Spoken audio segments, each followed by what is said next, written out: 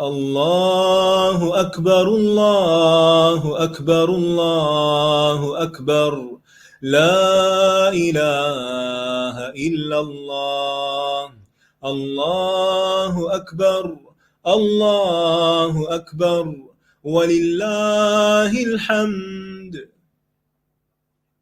أعوذ بالله من الشيطان الرجيم. بسم الله الرحمن الرحيم.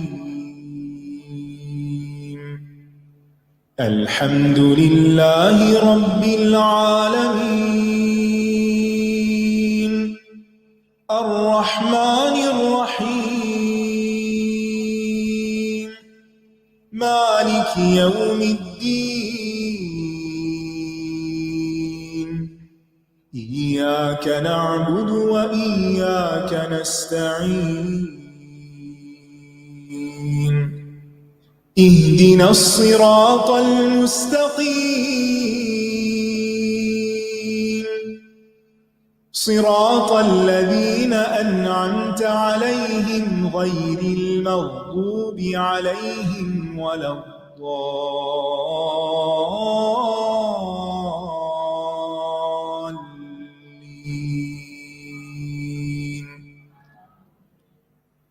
السلام علیکم ورحمۃ اللہ وبرکاتہ. کیا حال ہے سب کا؟ الحمدللہ. اب تھوڑے دن رہ گئے ہیں. تھک گئے ہوں گے آپ عبادت کر کر کے؟ نہیں، الحمدللہ. بس حق تو یہ ہے کہ حق ادا نہ ہوا. بسم اللہ الرحمن الرحیم. ہم نماز کے بارے میں پڑھ رہے تھے، نماز کے طریقے کے بارے میں. تو اس میں ہم قیام کے بارے میں پڑھ چکے ہیں پہلے، کہ نماز کا اہم ترین رکن ہے. قیام میں ثنا پڑھنے کے بعد، اللہ تعالیٰ کی تعریف کے کلمات اور دعائیں پڑھنے کے بعد، جو آج کل آپ سیکھ بھی رہے ہیں نماز کے اذکار میں سے، تو اس کے بعد سورۃ الفاتحہ پڑھی جاتی ہے. سورۃ الفاتحہ جو ہے یہ نماز کا رکن ہے. حدیث میں آتا ہے، بخاری کی روایت ہے، کہ جس نے سورۃ الفاتحہ نہیں پڑھی اس کی نماز ہی نہیں ہوئی. یعنی اگر آپ نے نماز میں سب کچھ پڑھ لیا، صرف سورۃ فاتحہ نہیں پڑھی، تو آپ کی نماز ہی نہیں ہوئی. یعنی سورۃ فاتحہ کے بغیر نماز نامکمل ہے. رسول اللہ صلی اللہ علیہ وسلم نے فرمایا، ہر وہ نماز جس میں سورۃ فاتحہ نہ پڑھی جائے وہ ناقص ہے، ناقص ہے، ناقص ہے، مکمل نہیں ہے. یعنی آپ نے اتنا زور دے کے یہ بات فرمائی. اسی لیے علماء کہتے ہیں کہ صرف امام ہی کو نہیں بلکہ مقتدیوں کو بھی سورۃ فاتحہ پڑھنی چاہیے. ابو ہریرہ کہتے ہیں، یہ سنن ابی داؤد کی روایت ہے، کہ رسول اللہ صلی اللہ علیہ وسلم نے فرمایا، جو شخص کوئی نماز پڑھے اس میں ام القرآن نہ پڑھے تو ایسی نماز ناقص ہے، ناقص ہے، ناقص ہے، کامل نہیں. ابو صائب نے کہا، میں نے کہا، اے ابو ہریرہ، میں بعض اوقات امام کے پیچھے ہوتا ہوں. تو انہوں نے میری کلائی دبائی اور کہا، اے فارسی، اسے اپنے نفس میں پڑھا کرو. یعنی جب آپ امام کے پیچھے ہوتے ہیں اور امام اس کی تلاوت کر رہا ہوتا ہے تو تم دل ہی دل میں سورۃ فاتحہ پڑھ لیا کرو. تو اس سے کیا پتہ چلتا ہے کہ قیام میں اہم ترین چیز سورۃ الفاتحہ ہے. اگر آپ لیٹ نماز جوائن کرتے ہیں اور آپ کو صرف اتنا وقت ملتا ہے کہ آپ سورۃ الفاتحہ پڑھ لیں تو آپ کی رکعت ہو جاتی ہے. لیکن اگر آپ امام کے پیچھے نماز جوائن کر رہے ہیں اور آپ نے اللہ اکبر کہا نماز شروع کرنے کے لیے، اور اس نے اللہ اکبر کہہ دیا رکوع کرنے کے لیے، اور آپ نے سورۃ فاتحہ پڑھی ہی نہیں، تو آخر میں پھر ایک رکعت اور آپ ادا کریں گے. ٹھیک ہے انشاءاللہ. چلیے اب ہم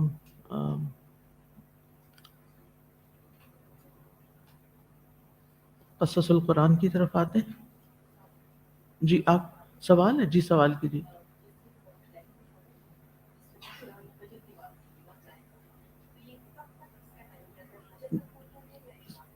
جی اس کا یعنی للیلۃ القدر کے بارے میں سوال ہے کہ للیلۃ القدر باقی رہتی ہے مطلع الفجر تک.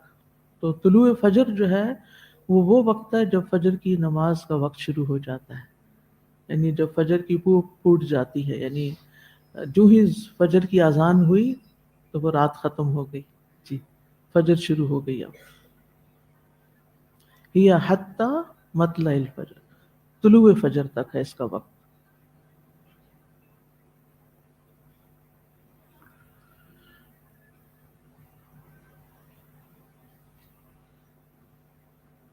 نحمده ونصلي على رسوله الكريم اما بعد فاعوذ بالله من الشيطان الرجيم بسم الله الرحمن الرحيم رب اشرح لي صدري ويسر لي امري واحلل عقدة من لساني يفقهوا قولي.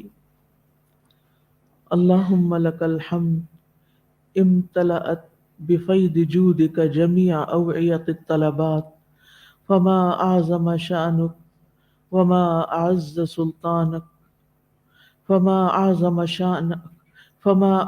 شأنك وما أعز سلطانك. بابك مفتوح للوافدين وجودك مباح للسائلين وعونك شامل للخلق أجمعين ورزقك مبسوط على العالمين. حلمت على من عساك لعله يتوب إليك وأمهلت من ناواك فمن كان من أهل السعادة ختمت له بها ومن كان من أهل الشقاوة خذلته بها. سبحانك ما عادلك وأرحمك هديتنا إلى الدين وأظهرت البينات. اے اللہ سب تعریف تیرے ہی لیے ہے، تیری سخاوت کے فیضان کے ساتھ درخواستوں کے تمام برتن بھرے ہوئے ہیں، یعنی ہر کوئی تجھ سے مانگ رہا ہے. تیری شان کتنی عظیم ہے، تیری بادشاہت طاقتور اور عزت والی ہے. تیرا دروازہ آنے والوں کے لیے کھلا ہے، تیری سخاوت مانگنے والوں کے لیے مباح ہے. تیری مدد تمام مخلوقات کو شامل ہے اور تیرا رزق تمام جہانوں پر پھیلا دیا گیا ہے. جو تیری نافرمانی کرتا ہے پھر تو بردباری سے کام لیتا ہے کہ شاید وہ تیری بارگاہ میں توبہ کر لے، اور تو نے ان لوگوں کو مہلت دی ہے جو تیری مخالفت کرتے ہیں. پس جو سعادت والوں میں سے ہیں تو نے ان کے لیے سعادت کی مہر لگا دی، اور جو محرومی والے ہیں تو نے ہی ان کو محرومی کے ساتھ بے یار و مددگار چھوڑ دیا. یا اللہ تو پاک ہے، تیرا انصاف کیا ہی زیادہ ہے اور تیری رحمت کتنی زیادہ ہے. تو نے ہمیں دین کی طرف ہدایت دی اور تو نے ہی واضح دلائل کو ظاہر کیا.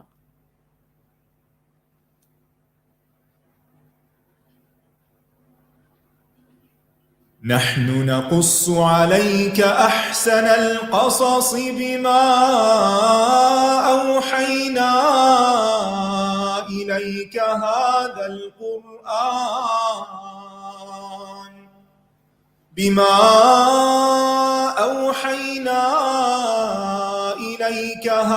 القرآن وإن كنت من قبله لمن الغافلين.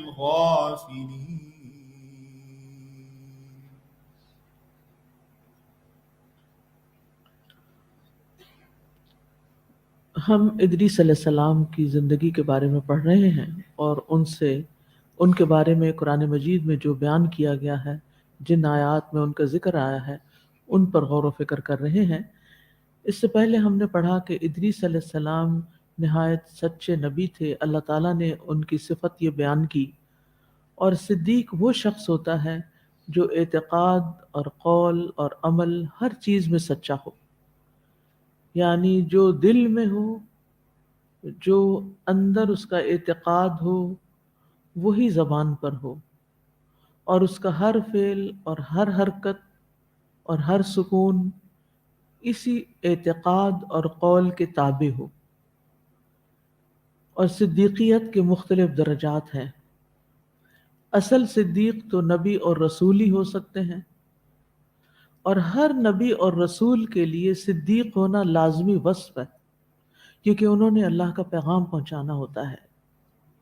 لیکن ہر صدیق کا نبی ہونا لازم نہیں، یعنی ہر صدیق نبی نہیں ہوتا، جبکہ ہر نبی صدیق بھی ہوتا ہے.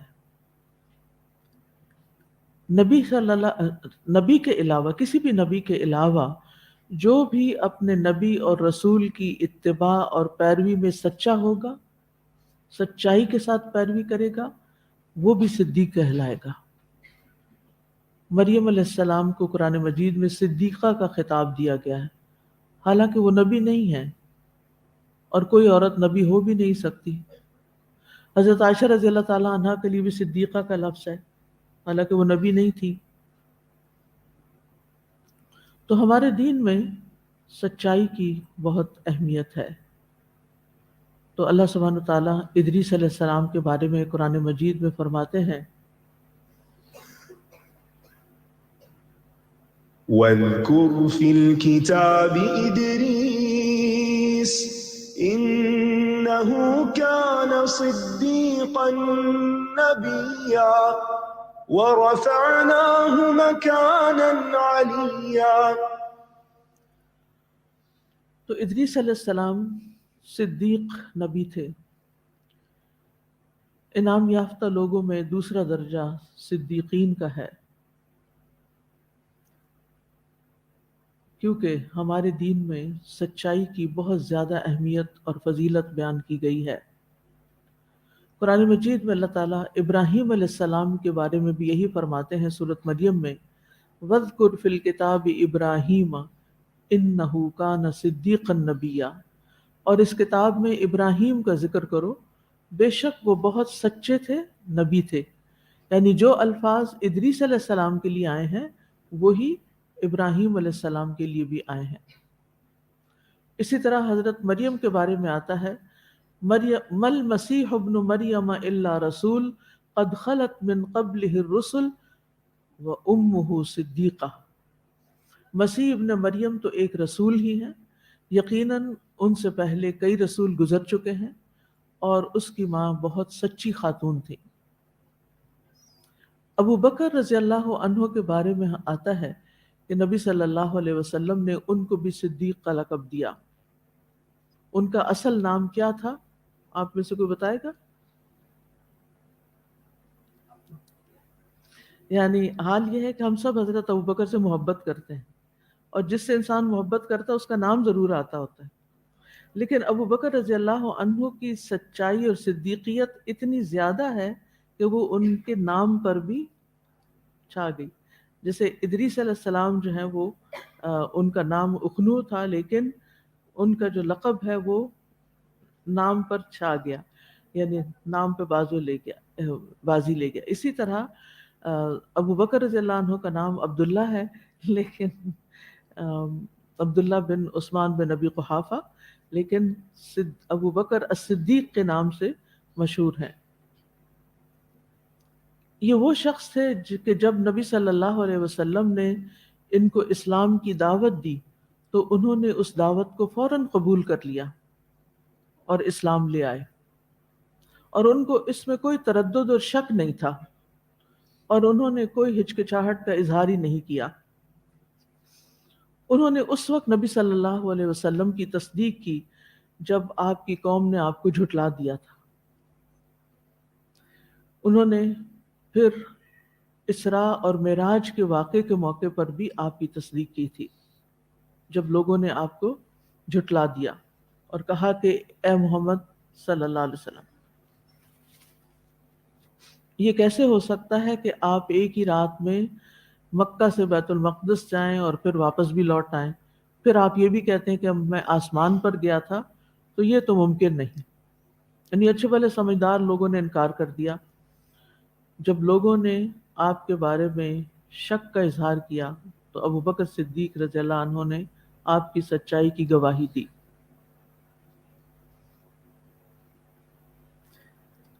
اور لوگ جب خود شک اور تردد کا شکار تھے تو وہ حضرت ابو بکر کے پاس گئے اور کہا کہ آپ سن رہے ہیں کہ آپ کے ساتھی کیا دعویٰ کر رہے ہیں؟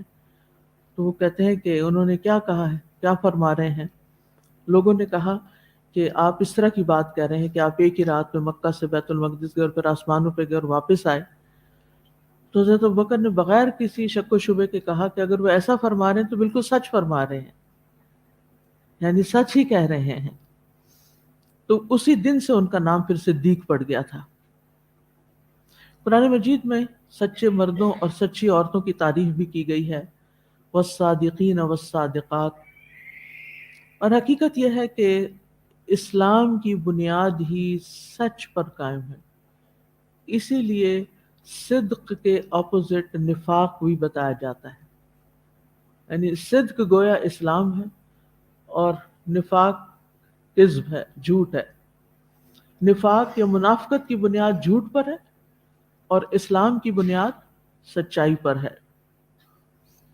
سچائی جو ہے وہ ہمیشہ نیکی کی طرف رہنمائی کرتی ہے، جیسا کہ حدیث میں آتا ہے بے شک سچائی نیکی کی طرف رہنمائی کرتی ہے اور نیکی جنت کی طرف رہنمائی کرتی ہے.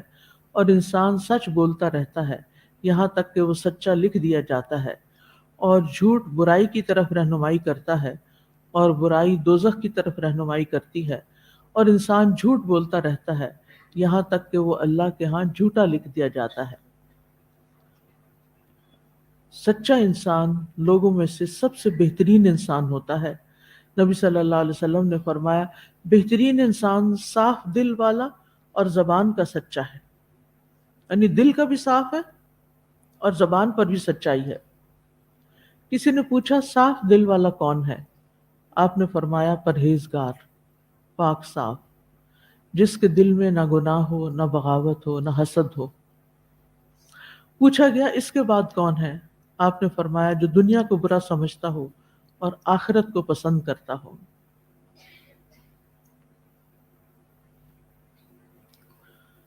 تو اس سے ہی پتہ چلتا ہے کہ اگر سچائی کی صفت اللہ تعالیٰ کو سب سے زیادہ پسند ہے تو پھر یہ سچائی ہے کیا؟ اور پھر ہم اپنا جائزہ لیں کہ کیا ہم بھی یا ہمارا شمار سچے لوگوں میں ہوتا ہے؟ ہم بھی سچے ہیں یا سچوں میں شمار ہوتا ہے ہمارا؟ یہ جاننا بے حد ضروری ہے.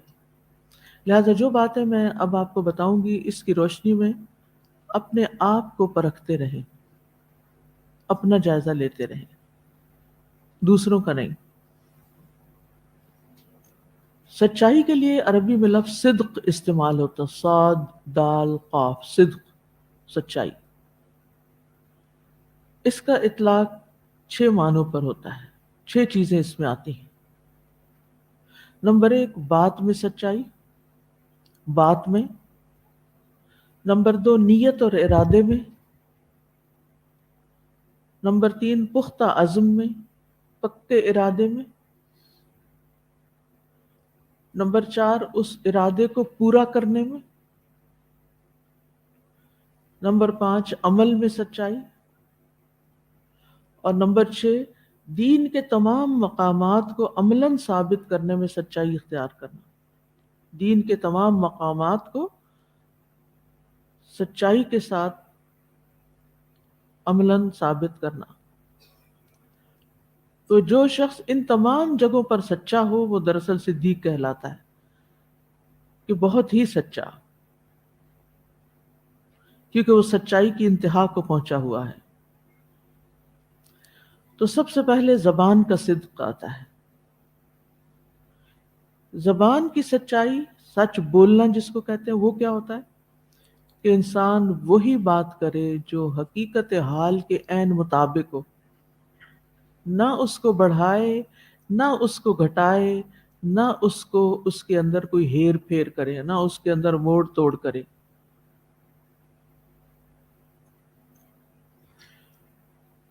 حقیقت کے خلاف بات کرنے کو جھوٹ کہتے ہیں.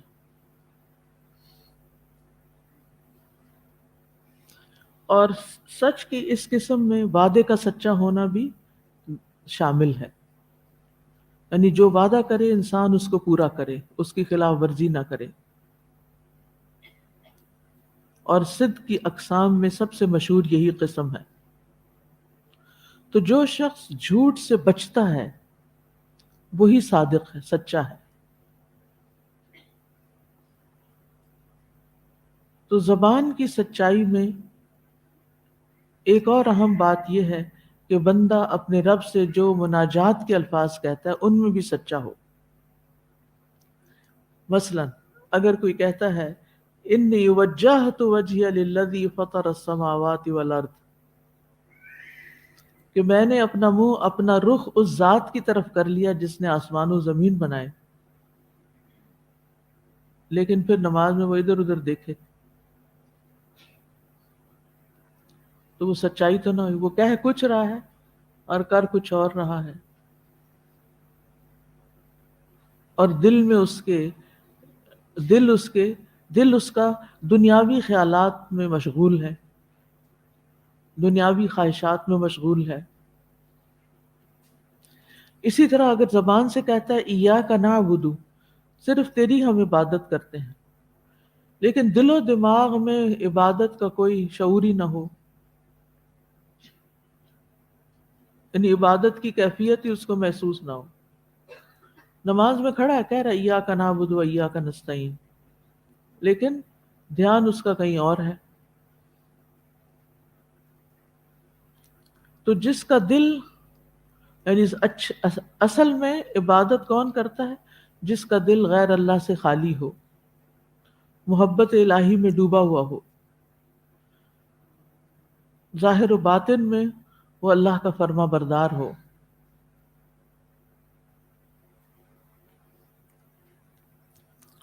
پھر ہے نیت اور ارادے میں صدق. اس کا معنی یہ ہے کہ آدمی کی عبادت اور نیکی کا مقصد صرف اللہ کی خوشنودی ہو، کوئی اور اس میں شریک نہ ہو. اگر اس میں کوئی اور نفسانی غرض شامل ہو گئی تو نیت میں صدق باطل ہو جائے گا. صدق کا ایک معنی اخلاص بھی ہے، صدق کا ایک معنی اخلاص بھی ہے، یعنی ہر صادق مخلص ہوتا ہے. نمبر 3، عزم اور ارادے میں سچائی. عزم یعنی پکا ارادہ جس کو کہتے ہیں. مثلا کوئی شخص یہ کہتا ہے کہ اگر اللہ تعالیٰ مجھے مال دے دینا تو میں اللہ کی راہ میں اتنے % تو دے ہی دوں گا. جب مال آ جاتا ہے تو پھر اس کا ارادہ ڈاواں ڈول ہو جاتا ہے.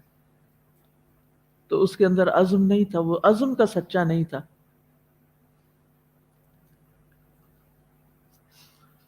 کبھی تو عزم بہت سچا ہوتا ہے، پکا ہوتا ہے، کبھی کمزور ہوتا ہے.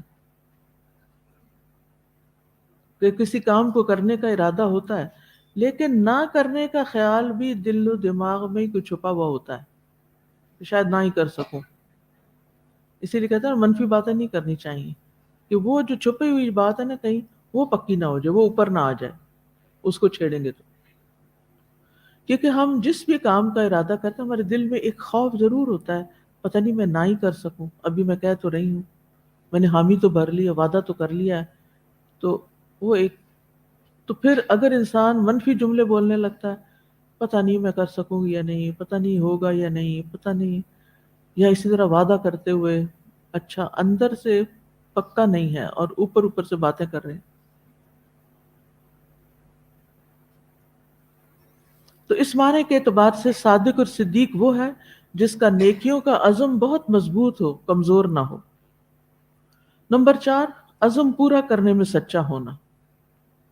عزم ایک ہے عزم کرنے میں اور ایک ہے عزم پورا کرنے میں. یعنی بعض اوقات انسان عزم کرنے میں تو بالکل سچا ہوتا ہے، پکا اس کا ارادہ ہوتا ہے کرنے کا، کیونکہ اس ارادہ کرنے میں تو کوئی تکلیف نہیں ہوتی نا، کوئی مشقت نہیں، آپ کے اندر ہی کی بات ہے.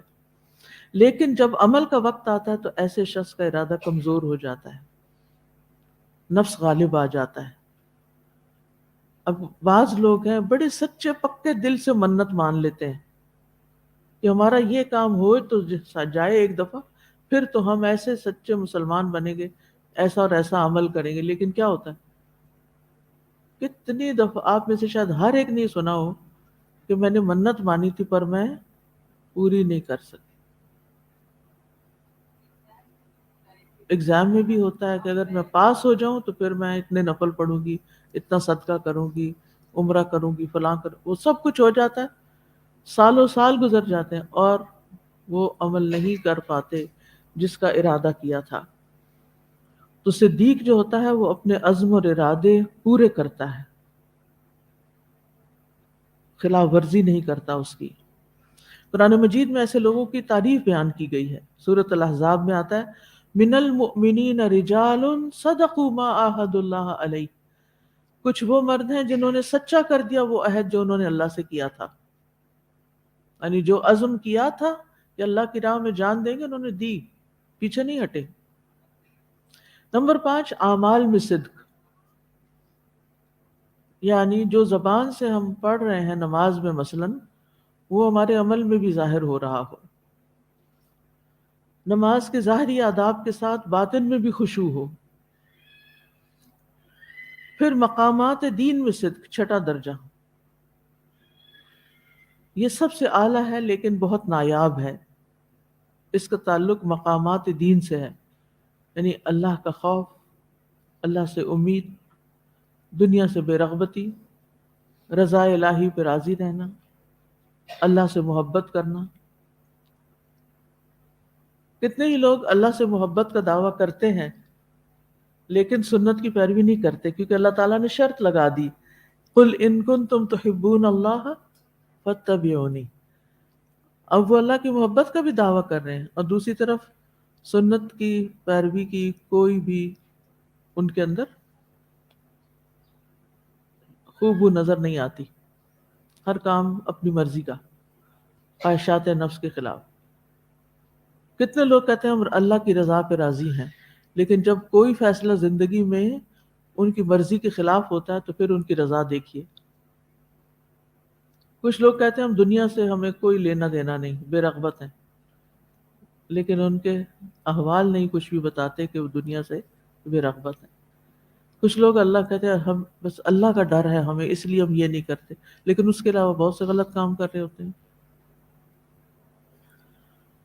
تو حقیقی صادق کون ہے، صدیق کون ہے، جو ان کی حقیقت اور اعلیٰ ترین مرتبے تک پہنچے، اور ابو بکر رضی اللہ عنہ ان میں سب سے اونچا مقام رکھتے ہیں، اسی لیے ان کو کیا کہا جاتا ہے؟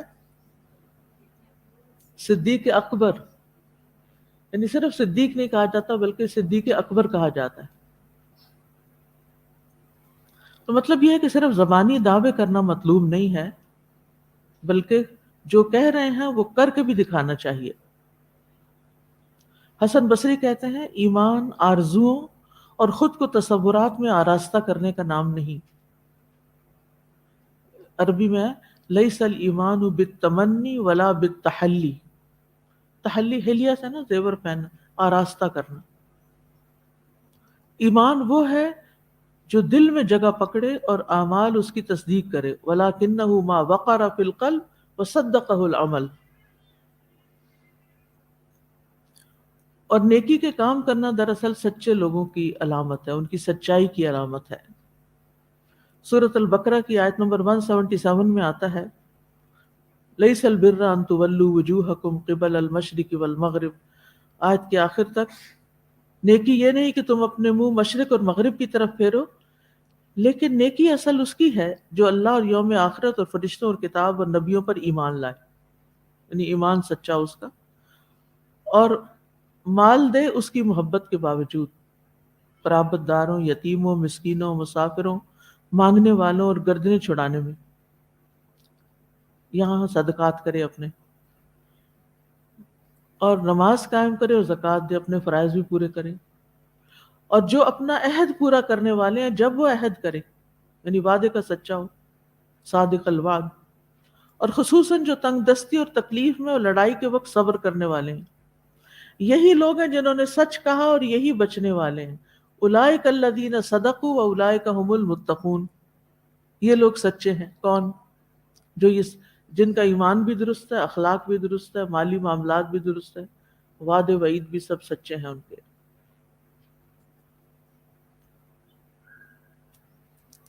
اور اپنے ارادوں میں سچا ہونا صدیق ہی کی علامت ہے۔ آپ دیکھیے کہ بہقی میں ایک روایت آتی ہے، شداد بن ہاد رضی اللہ عنہ روایت کرتے ہیں کہ ایک اعرابی نبی صلی اللہ علیہ وسلم کی خدمت میں حاضر ہوا اور ایمان لے آیا اور آپ کے ساتھ ہو گیا، ساتھ لگ گیا. پھر کہنے لگا میں آپ کے ساتھ ہجرت کروں گا. نبی صلی اللہ علیہ وسلم نے اس کے بارے میں صحابہ کو ہدایت کی.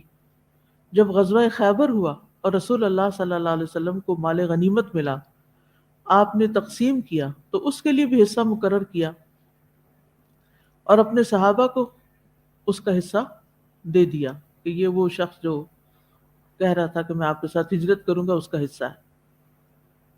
وہ ان کے سواری کے جانور چرایا کرتا تھا، یعنی آپ کے ساتھ تھا یعنی ہجرت اور جہاد میں، لیکن کام اس کا یہ تھا. جب وہ آیا تو صحابہ نے اس کا حصہ اسے دیا کہ یہ تمہارا حصہ ملا ہے. اس نے پوچھا یہ کیا ہے؟ لوگوں نے کہا یہ تمہارا حصہ ہے، رسول اللہ صلی اللہ علیہ وسلم نے تمہیں دیا ہے. اس نے وہ لے لیا اور لے کر نبی صلی اللہ علیہ وسلم کی خدمت میں حاضر ہو گیا اور عرض کیا اے محمد صلی اللہ علیہ وسلم یہ کیا ہے؟ آپ نے فرمایا یہ تمہارا حصہ میں نے دیا ہے. اس نے عرض کیا میں اس وجہ سے آپ کے ہمراہ نہیں آیا،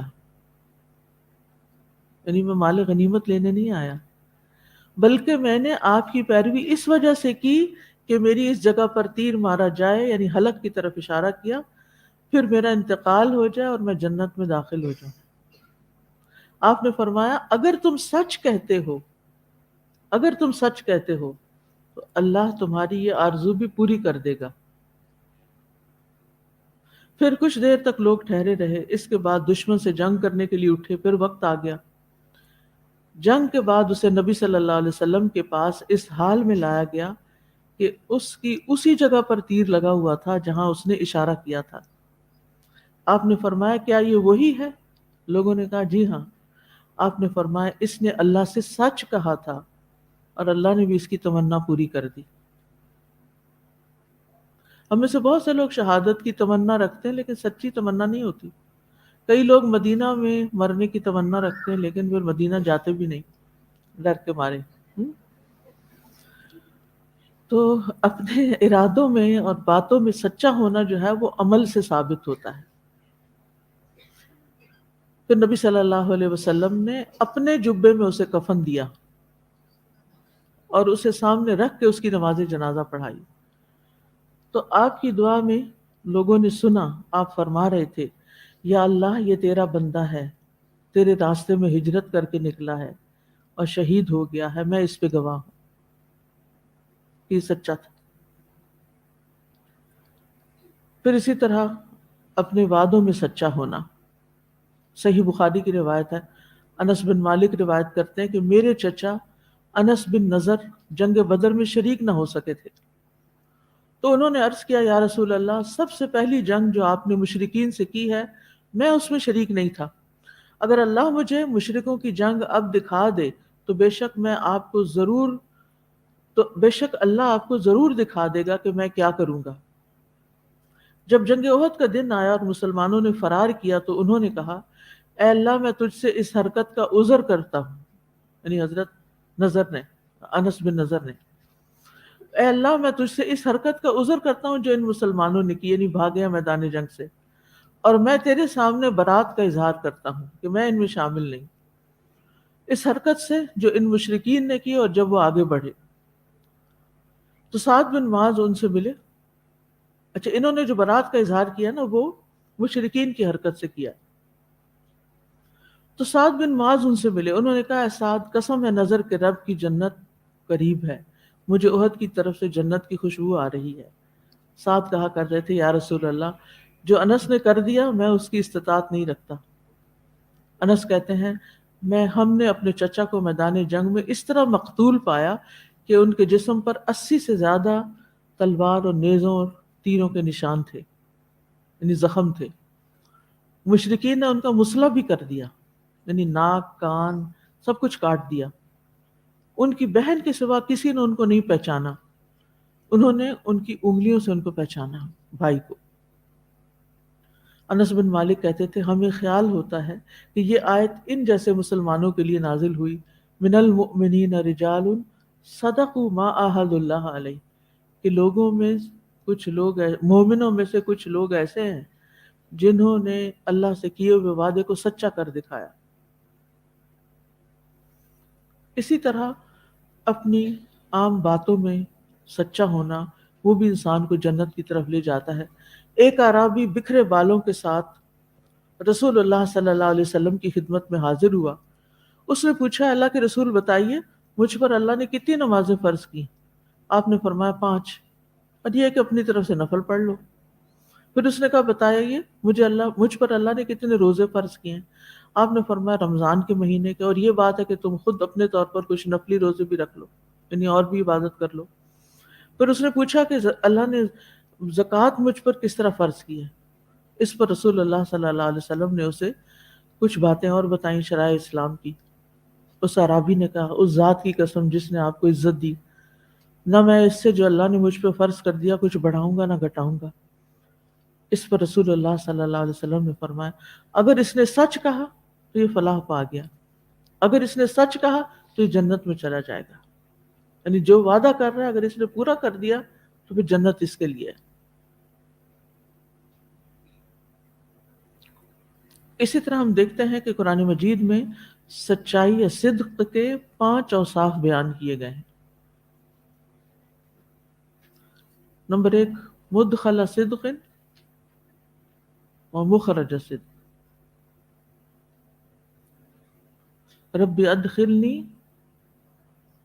دعا آتی ہے آپ کو، رب ادخلنی مدخل صدق و اخرجنی مخرج صدق۔ تو یہ پہلی قسم ہو گئی، مدخل صدق اور مخرج صدق،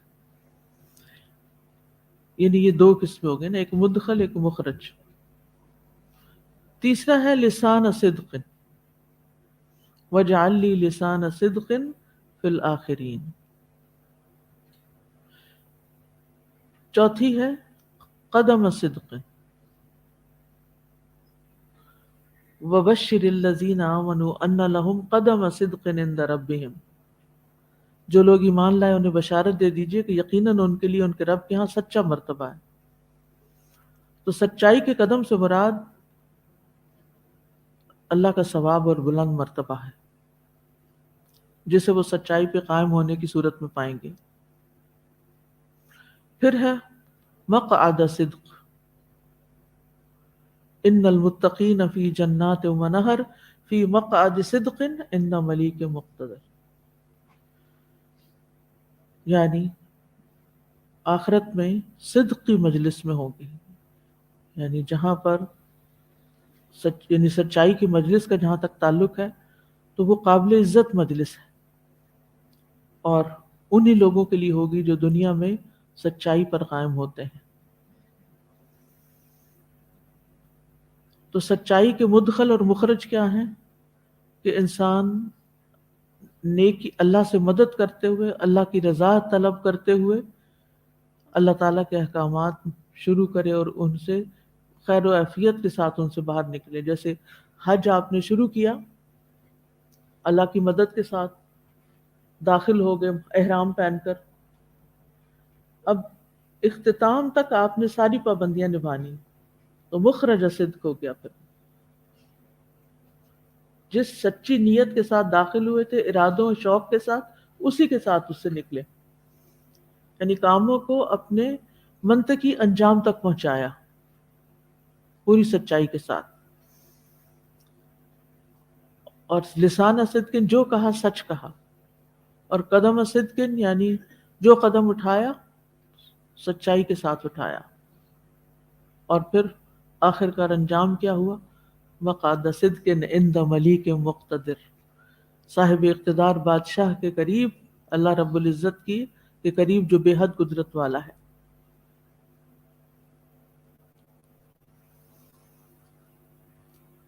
پھر آپ دیکھیے کہ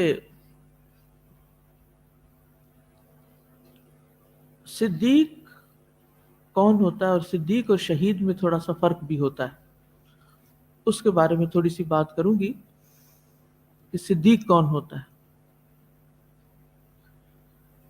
صدیق اور شہید کی فرق کو جاننے کے لیے دور جدید کی سائیکالوجی کی اصطلاحات کو تھوڑا سا سمجھنا ہوگا۔ مزاج اور رویے کے اعتبار سے لوگوں کی دو قسمیں ہوتی ہیں۔ کچھ لوگ ہوتے ہیں جو مجلس پسند ہوتے ہیں، سوشلی بہت ایکٹیو ہوتے ہیں، وہ تنہائی سے بہت گھبراتے ہیں، ہر وقت لوگوں سے ملنے جلنے خوش گپیوں میں مصروف رہتے ہیں، خوش رہتے ہیں، کبھی سیر سپاٹے کے لیے جا رہے ہیں، کبھی مہمانوں کو بلا رہے ہیں، کبھی کسی پارٹی میں جا رہے ہیں، کبھی آ رہے ہیں۔ کچھ لوگ اس طرح کی چیزوں میں بہت خوش رہتے ہیں، ان کو کیا کہتے ہیں؟ بیرون بین، ایکسٹروورٹس، یعنی اپنی خوشیاں باہر تلاش کرتے ہیں۔ اس کے برعکس کچھ لوگ تنہائی پسند ہوتے ہیں، انہیں محفلوں اور لوگوں سے وحشت ہوتی ہے، غور و فکر کرنا پسند کرتے ہیں، اپنے خیالوں میں مگن رہتے ہیں، محفلوں سے حتی المقدور اجتناب کرتے ہیں۔ یہ لوگ کیا کہلاتے ہیں؟ دروں بین، اردو میں، فارسی میں دروں کہتے ہیں اندر، انٹروورٹس۔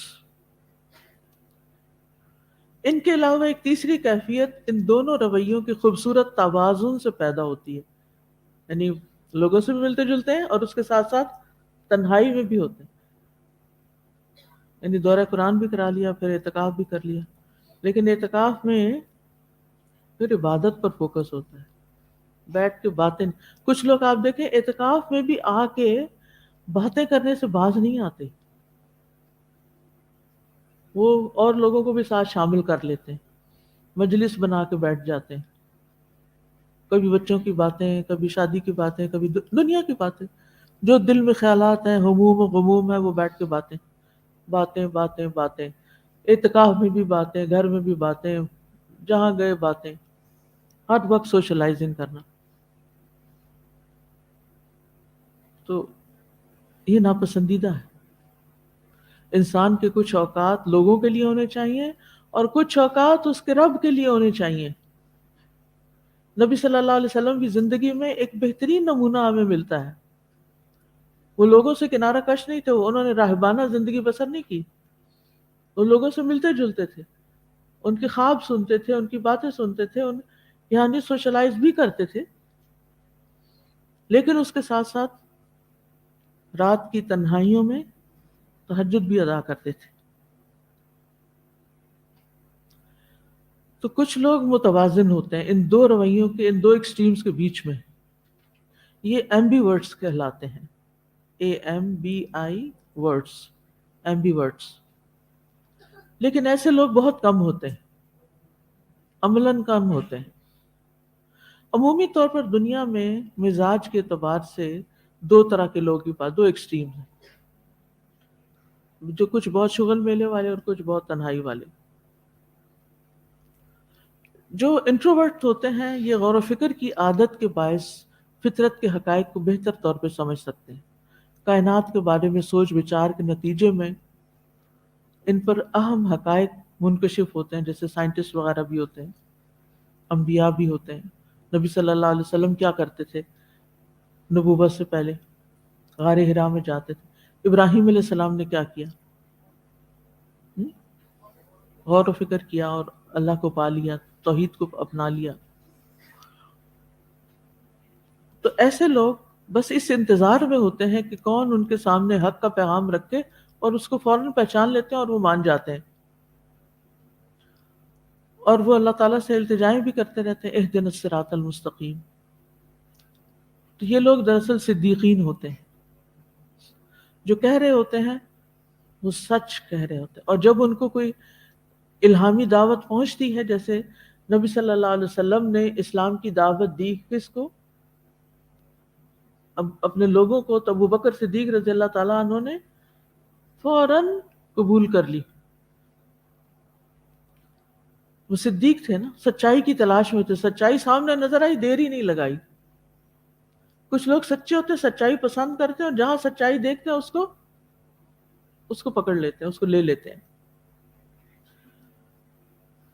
رسول اللہ صلی اللہ علیہ وسلم نے فرمایا کہ میں نے جس کے سامنے بھی ایمان کی دعوت پیش کی، اس نے کچھ نہ کچھ توقف ضرور کیا، سوائے ابو بکر کے، یعنی ایک لمحے کی بھی دیر نہیں لگائی، اور دعوت پہ ایسے لبیک کہا جیسے وہ انتظار میں بیٹھے. اسی طرح حضرت علی رضی اللہ عنہ کی مثال ملتی ہے. کیا کہ جب آپ نے کہا کہ میرا ساتھ کون دے گا تو وہ اٹھ کھڑے، پھر پوچھا تو پھر وہی اٹھ کھڑے پھر، حالانکہ وہ بچے تھے، اتنی جلدی سچائی کو اختیار کر لیا. کچھ لوگ جو ہوتے ہیں ایکسٹروورٹ ہوتے ہیں، یعنی کہ لوگوں سے میل ملاپ، سیر و شکار اور اس طرح کا، یعنی ان کا طبعی میں اعلان جو ہے وہ بہت زیادہ غور و فکر کی طرف نہیں ہوتا، اور ان کے سامنے حق آتا تو عموماً جذباتی انداز میں اس کو قبول کرتے ہیں. لیکن جب وہ کسی دعوت کو قبول کر لیتے ہیں تو بہت متحرک اور فعال ہوتے ہیں، اور بعض اوقات انٹروورٹ سے بھی آگے نکل جاتے ہیں. آپ دیکھیے کہ نبی صلی اللہ علیہ وسلم کی دعوت کو حضرت ابوبکر نے ایک لمحے میں قبول کر لیا. حضرت حمزہ رضی اللہ عنہ جو آپ کے چچا تھے، انہیں 6 سال لگے. 6 سال لگے. حضرت عمر بنو عدی میں سے تھے، آپ کی رشتہ داری نہیں تھی، لیکن ان کو بھی ٹائم لگا. حضرت حمزہ تو آپ کے سگے چچا اور دودھ شریک بھائی بھی تھے، بچپن میں آپ کے ساتھ کھیلے تھے، آپ سے بہت محبت کرتے تھے. اس ساری محبت کے باوجود انہیں اسلام کی طرف آنے میں 6 سال لگے، کیونکہ انہوں نے بہت سنجیدگی سے اس پر غور ہی نہیں کیا. اور جب ایمان لائے تو ایک حادثے کے نتیجے میں. تو بہرحال جو انٹروورٹس ہوتے ہیں یہ صدیقین، اور جو ایکسٹروورٹس ہوتے ہیں وہ عموماً شہداء ہوتے ہیں. حضرت حمزہ بھی شہید ہوئے، حضرت عمر بھی شہید ہوئے. تو اسی طرح کچھ، یعنی یہ مزاج کا فرق ہوتا ہے، اس میں کوئی خامی کمی کی بات نہیں بتائی جا رہی، مزاج کا فرق ہوتا ہے. کچھ لوگ انقلابی سوچ رکھتے ہیں، ایکسٹروورٹ ہوتے ہیں، جرت، بہادری، کسی سے نہیں ڈرنا، آؤٹ اسپوکن، آؤٹ لاؤڈ ہر بات کر دینا، ان کو فکر نہیں ہوتی، پرواہ نہیں ہوتی. اور کچھ لوگ سوچ سوچ کے بات کر رہے ہوتے ہیں. تو بہرحال دونوں کی اپنی اپنی خوبیاں ہیں. یہاں کمپیریزن کرنے کا مطلب صرف مزاج کا فرق واضح کرنا ہے. جہاں تک ان کی صحابیت کا تعلق ہے، ان کی قربانیوں کا تعلق ہے، تو اللہ تعالیٰ ہی ان کو جزا دے گا. اسی طرح پیغمبروں کے اندر بھی اس مزاج کا فرق پتہ چلتا ہے. مثلا اسماعیل علیہ السلام شکار کرنے جاتے تھے اور اس میں کئی کئی دن گھر سے باہر ہوتے تھے. ابراہیم علیہ السلام 2 دفعہ آپ سے ملنے کے لیے گئے، دونوں دفعہ وہ گھر پہ نہیں تھے. موسیٰ علیہ السلام کا مزاج بھی جلالی تھا، مصر کے ایک شخص کو مکہ مارا تو اس کی جان نکل گئی. لیکن اس کے برعکس ابراہیم علیہ السلام غور و فکر کرنے والے تھے، حلیم تھے، اواہ منیب تھے.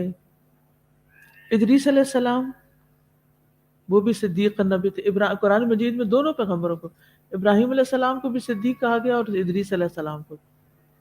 تو ادریس علیہ السلام بھی زیادہ تر پڑھائی، غور و فکر اور آسمان کے ستاروں کی رفتار اور باقی چیزوں کے اندر غور و فکر میں مشغول تھے.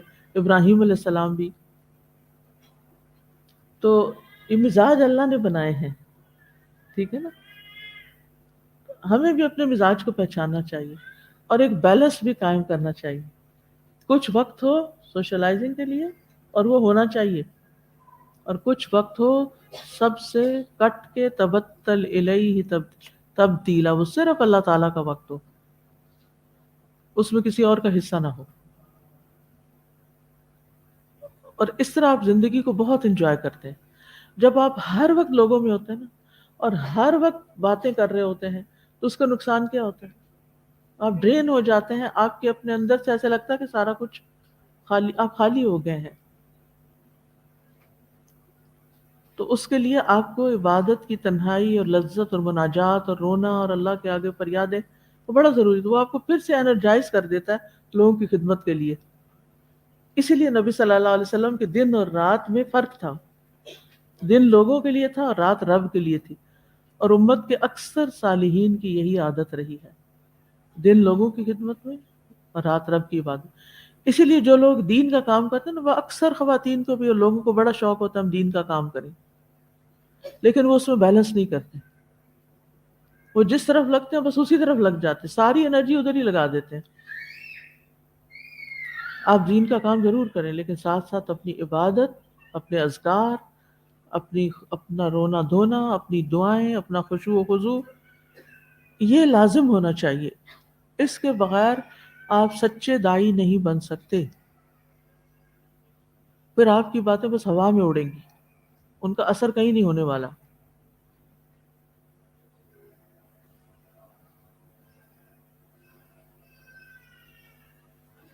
وَتَبَتَّلْ إِلَيْهِ تَبْتِيلًا۔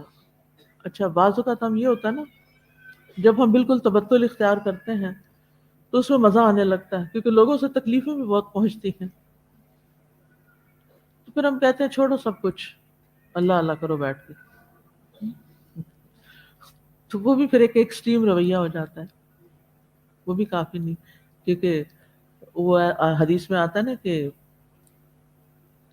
کسی ضرورت مند کی ضرورت پوری کرنے کے لیے اس کے ساتھ چلنا میرے لیے اس مسجد نبوی میں ایک ماہ کے اعتکاف سے زیادہ اجر و ثواب کا باعث ہے۔ اس کا یہ مطلب نہیں کہ اعتکاف کی اہمیت ختم ہوگی، اس کا مطلب یہ ہے کہ جب ضرورت مند کی ضرورت سامنے آئی تو اس کو پورا کرنے چل پڑے، اور جب اپنی نماز اور عبادت کا وقت ہے تو اس میں سب کچھ آف کر دیا۔ حضرت داؤد علیہ السلام کی عادت کیا تھی، کیا کرتے تھے؟ حضرت داؤد کی، حضرت سلیمان کی، وہ انہوں نے ایک دن لوگوں کی باتیں سننے کے لیے رکھا ہوا تھا، ایک دن شاید اپنا کام کاج کرنے کے لیے، اور ایک دن عبادت کے لیے۔ اسی طرح نبی صلی اللہ علیہ وسلم روزے رکھتے بھی تھے اور نہیں بھی رکھتے تھے، رات کو عبادت بھی کرتے تھے اور سوتے بھی تھے۔ اصل کام جو کرنے کا ہے نا، وہ اپنے آپ کو ایکسٹریم رویوں سے بچانے کا، کہ جدھر لگے بس ادھر ہی لگ گئے، اعتدال، توازن، تاکہ آپ کو اپنی کمٹمنٹس پوری کرنے کا موقع مل جائے۔ آپ نے دیکھا ہوگا نیکی کے کتنے ہی خیالات صرف نماز میں آتے ہیں۔ آپ کا پتہ نہیں تجربہ کیا ہے، یعنی نماز میں انسان کھڑا ہوتا ہے جتنے بھی یکسوئی کے ساتھ، لیکن اچانک اس کو خیال آ جاتا ہے اچھا فلاں نیکی کا کام کر لو، اس سے پہلے وہ خیال آیا ہی نہیں ہوتا، نہ اس کے بعد آتا ہے۔ تو آپ کو ایک چمک سی ملتی ہے، ایک رہنمائی ملتی ہے، آپ نماز پڑھ کے اٹھتے ہیں، آپ جاتے ہیں، نوٹ کر لیتے ہیں کہ میں نے یہ کام کرنا ہے۔ تو شاید یہ یکسوئی کا حکم اسی لیے دیا گیا، کیونکہ ہم جب رش میں ہوتے ہیں، لوگوں کے ساتھ ملے، تو ہم سوچتے نہیں، نہ اپنے بارے میں سوچتے ہیں، نہ لوگوں کے بارے میں سوچتے ہیں کہ کس کو کیا ضرورت ہے۔ تو لوگوں کی ضرورتیں اللہ ہمارے دل میں ڈال دیتا ہے، اس طرف توجہ کرو، ایسا کر لو، ویسا کر لو، یعنی یوں لگتا ہے جیسے کوئی ایک الہامی سی کیفیت ہو جاتی ہے بعض اوقات کہ یہ بات پہلے کیوں نہیں خیال آئی مجھے۔ تو یہ بھی اس وقت ہوتا ہے جب آپ بالکل توجہ اور خاموشی کے ساتھ، یکسوئی کے ساتھ اللہ کی عبادت میں مصروف ہوتے ہیں۔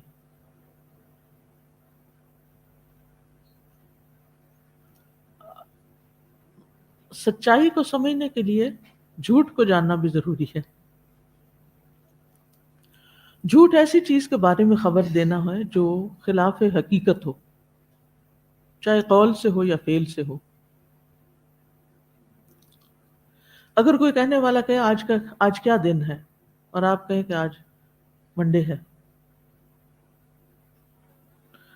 حالانکہ منڈے نہیں، آج کیا ہے، ٹیوزڈے ہے، اور آپ بے سوچے سمجھے آپ کہہ دیتے منڈے ہے، نہیں، پہلے سوچیں پھر بتائیں، مس لیڈ نہ کریں۔ تو یہ خلاف حقیقت بات ہے کہ آج منڈے نہیں ہے، آج ٹیوزڈے۔ تو منافق جو ہوتا ہے وہ جھوٹا ہوتا ہے، کیونکہ وہ ظاہر کرتا ہے وہ مسلمان ہے، حالانکہ وہ دل سے مسلمان نہیں ہوتا، اس کو اسلام سے محبت ہے، اسلام پر وہ راضی ہی نہیں۔ کچھ مسلمان ایسے ہیں نا جو مسلمان پیدا ہو گئے، نام مسلمانوں والا، لیکن انہیں اپنے اسلام سے کوئی رغبت نہیں، خوشی نہیں، ان کے لیے مسلمان ہونا یا نہ ہونا برابر ہے۔ تو بہرحال صدق اور نفاق اپوزٹ، اس نفاق کا دوسرا نام جھوٹ ہے، کیونکہ منافق جھوٹا ہوتا ہے، اس کی بنیاد ہی جھوٹ پر ہے۔ اور جھوٹ کا تعلق بھی زبان سے بھی ہوتا ہے اور اعضاء سے بھی ہوتا ہے، یعنی بات بھی جھوٹی ہو سکتی ہے اور عمل میں بھی جھوٹ ہوتا ہے۔ مثلا منافق لوگوں کو دکھانے کے لیے نماز پڑھتا ہے، حالانکہ وہ اصل میں نہیں پڑھ رہا ہوتا، تو یہ کیا ہو گیا؟ جھوٹ۔ لوگوں کو دکھانے کے لیے روزے رکھنا، صدقہ کرنا، حج کرنا وغیرہ وغیرہ۔ جھوٹ بولنا چاہیے حرام کاموں میں سے، کبیرہ گناہوں میں سے ہے۔ جو شخص مسلسل جھوٹ بولتا ہے اللہ کے ہاں جھوٹا لکھ لیا جاتا ہے، اس کا نام ہی جھوٹوں کی لسٹ میں آ جاتا ہے۔ اور جھوٹ کے بھی کئی درجات ہیں۔ سب سے کم درجے کا گڑھا بھی درکات ہیں، درجات نہیں، جھوٹ کے درکات۔ درک کہتے ہیں گڑھے کو، نیچے جو کھڈے ہیں۔ سب سے کم درجے کا گڑھا بھی سنگین ہے، اور وہ ہے جو لوگوں پر جھوٹ بولے سوائے نبی صلی اللہ علیہ وسلم، لوگوں کے بارے میں جھوٹی بات کہنا۔ اور سب سے سنگین جھوٹ اللہ پر، اس کے رسول پر جھوٹ بولنا ہے، جس کی سزا بھی بڑی سخت ہے۔ اللہ پر جھوٹ بولنا کیا ہے؟ شرک کرنا۔ اور نبی صلی اللہ علیہ وسلم پر جھوٹ بولنا کیسا ہے؟ آپ سے غلط بات منسوب کرنا۔ تو بہرحال جھوٹ جو ہے وہ ایک ناپسندیدہ چیز ہے۔ لوگوں کو ہنسانے کے لیے، تجسس دینے کے لیے جھوٹ بولنا بھی جھوٹ بولنا ہے۔ مثلا ایک کام آپ نے کرنا نہیں، لیکن دوسروں کو کہتے ہیں شاید میں یہ کام کروں، حالانکہ آپ کے بس میں ہی نہیں کرنا، تو یہ بھی جھوٹ ہوتا ہے۔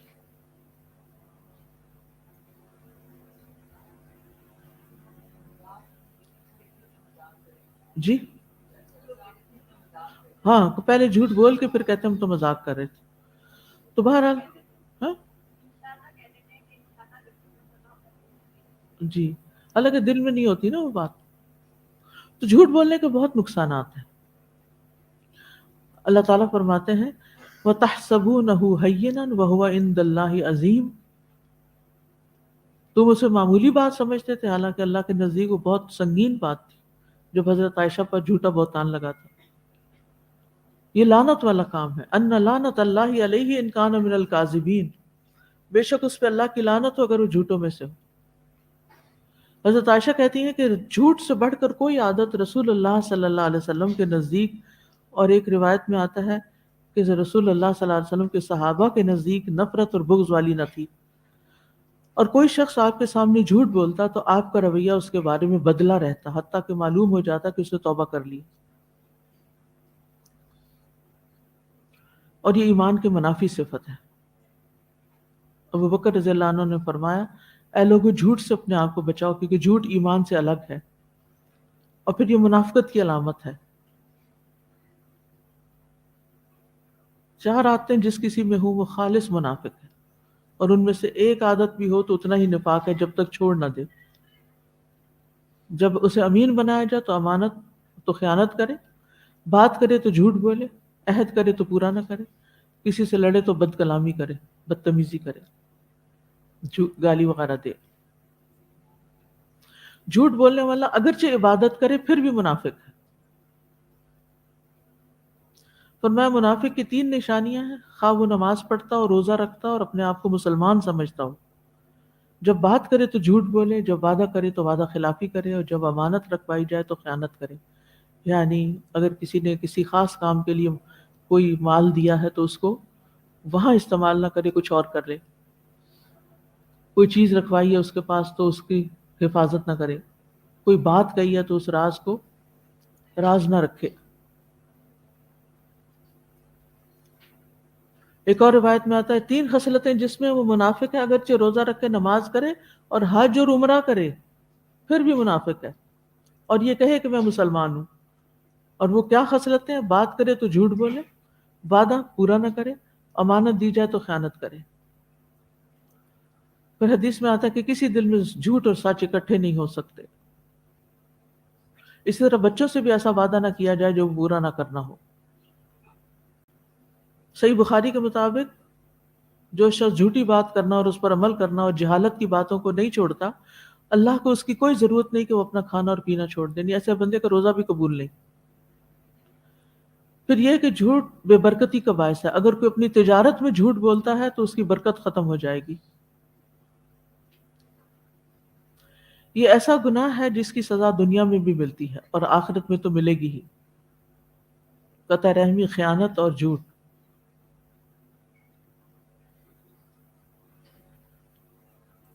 مرنے کے بعد کیا سزا ہے؟ رسول اللہ صلی اللہ علیہ وسلم نے فرمایا، میں نے آج رات ایک خواب دیکھا، 2 آدمی میرے پاس آئے، انہوں نے میرے ہاتھ تھام لیے اور مجھے ارض مقدس کی طرف لے گئے اور وہاں سے مجھے عالم بالا کی سیر کرائی. وہاں دیکھتا ہوں کہ ایک شخص تو بیٹھا ہوا ہے اور ایک شخص کھڑا ہے. اس کے ہاتھ میں لوہے کا آنکڑا تھا جسے وہ بیٹھنے والے کے جبڑے میں ڈال کے اس کے سر کے پیچھے تک چیر دیتا، ایسے کاٹ کے. پھر دوسرے جبڑے کے ساتھ بھی اسی طرح کرتا. اس دوران اس کا پہلا جبڑا صحیح حالت پہ آتا، پھر وہ پہلے کو کاٹتا، پھر جب تک دوسرا جڑ جاتا پھر دوسرے کو، اور اس کے ساتھ یہی ہو رہا تھا. میں نے پوچھا یہ کیا ہو رہا ہے؟ انہوں نے کہا جو تم نے دیکھا اس آدمی کا جبڑا لوہے کے آنکڑے سے پھاڑا جا رہا تھا، وہ جھوٹا آدمی تھا جو جھوٹی باتیں کرتا تھا. اس سے وہ جھوٹی باتیں دوسرے لوگ سنتے، اس طرح ایک جھوٹی بات دور دور تک پھیل جاتی، اسے قیامت تک یہی عذاب ہوتا رہے گا. مطلب میڈیا کا جھوٹ، اخباری جھوٹ، ریڈیو کا جھوٹ، ٹی وی کا جھوٹ، یہ ایسے جھوٹ ہیں جو ساری کائنات میں گردش کرتے ہیں. تو یہ صرف برزخ میں عذاب نہیں بلکہ قیامت کے دن تک اس کو یہ عذاب ملتا رہے گا. اس لیے جو لوگ ان فیلڈ میں کام کرتے ہیں ان کو بہت زیادہ کیئرفل ہونے کی ضرورت ہے. اور قیامت کے دن بھی اللہ تعالیٰ جب چاہے گا، جو چاہے گا، جیسے چاہے گا عذاب دے گا. قیامت کے دن اللہ تعالیٰ 3 لوگوں سے بات نہیں کریں گے: احسان جتانے والا، جھوٹی قسم کھا کے سامان فروخت کرنے والا، اور تہبند کو نیچے ٹخنوں سے نیچے لٹکانے والا. جھوٹے لوگ قیامت کے دن بھی جھوٹ بولیں گے اور کہیں گے اللہ کی قسم جو ہمارا رب ہے ہم شرک کرنے والے نہیں تھے. لیکن ان کی سخت رسوائی ہوگی. قیامت کے دن کفار اور منافقین کو علل اعلان سامنے لایا جائے گا لوگوں کے، اور کہا جائے گا یہ وہ لوگ ہیں جنہوں نے اللہ پہ جھوٹ باندھا تھا، یہ جھوٹے لوگ ہیں. اتنی بے عزتی ہوگی ان کی.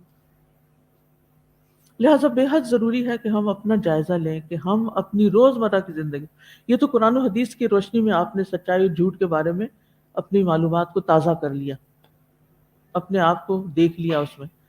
اب تھوڑا سا اپنا ذاتی جائزہ لیں. ہم نے صدق کی ڈیفینیشن کیا پڑھی ہے کہ قول، فعل اور ارادے میں مکمل ہم آہنگی اور مطابقت، اور پھر یہ روش زندگی میں استوار بھی رہے، بار بار ایفرٹ کرتے رہیں، کیونکہ اس کا درجہ بہت اونچا ہے. یہ سارے انبیاء کو نصیب ہوا ہے. تو ہم اس کو اپنانے کے لیے کیا کر سکتے ہیں؟ اس کے لیے اپنا جائزہ لینا شروع کریں. سب سے پہلے اپنی بولے ہوئے جملوں میں اپنی نیت کا جائزہ لیں کہ جو آپ کہہ رہے ہیں وہ آپ کے دل میں ہے، جو آپ منہ سے کہہ رہے ہیں وہ واقعی دل میں ہے. مثلا ایک چھوٹا سا جملہ آپ کسی کو کہتے ہیں، کوئی آپ کے گھر آیا تو آپ کہتے ہیں چائے پی کے جائیں، کھانا کھا کے جائیں، حالانکہ آپ کے دل میں ذرا بھی ارادہ نہیں یا خوشی نہیں کہ آپ چائے ان کو پلائیں یا کھانا کھلائیں. صرف لپ سروس کر رہے ہیں، زبان سے باتیں کر رہے ہیں. اندر سے پتہ ہوتا ہے کہ چائے کی پتی بھی گھر میں نہیں ہے اور کھانا تو بنا ہی نہیں ہے، اور ہم دوسرے سے کہہ رہے ہیں چائے پی کے جائیں، اور اندر ہی اندر کہہ رہے ہیں کہیں کاش رک نہ جائیں کہیں.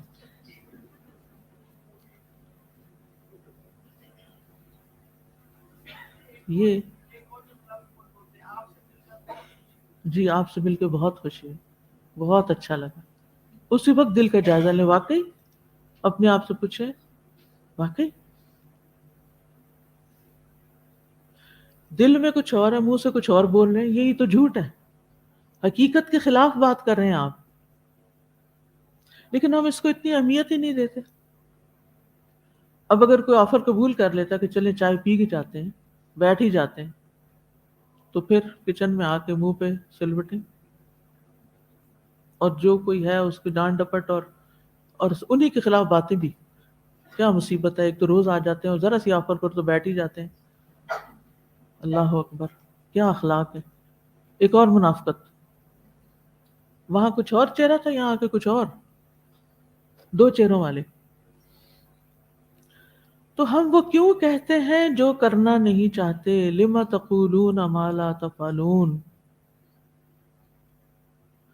مثلاً آپ یہ کہہ سکتے ہیں کہ آپ رک جائیں تو اچھا ہے، ابھی کھانا تو نہیں بنا لیکن آپ رکیں تو میں جلدی سے بنا لوں.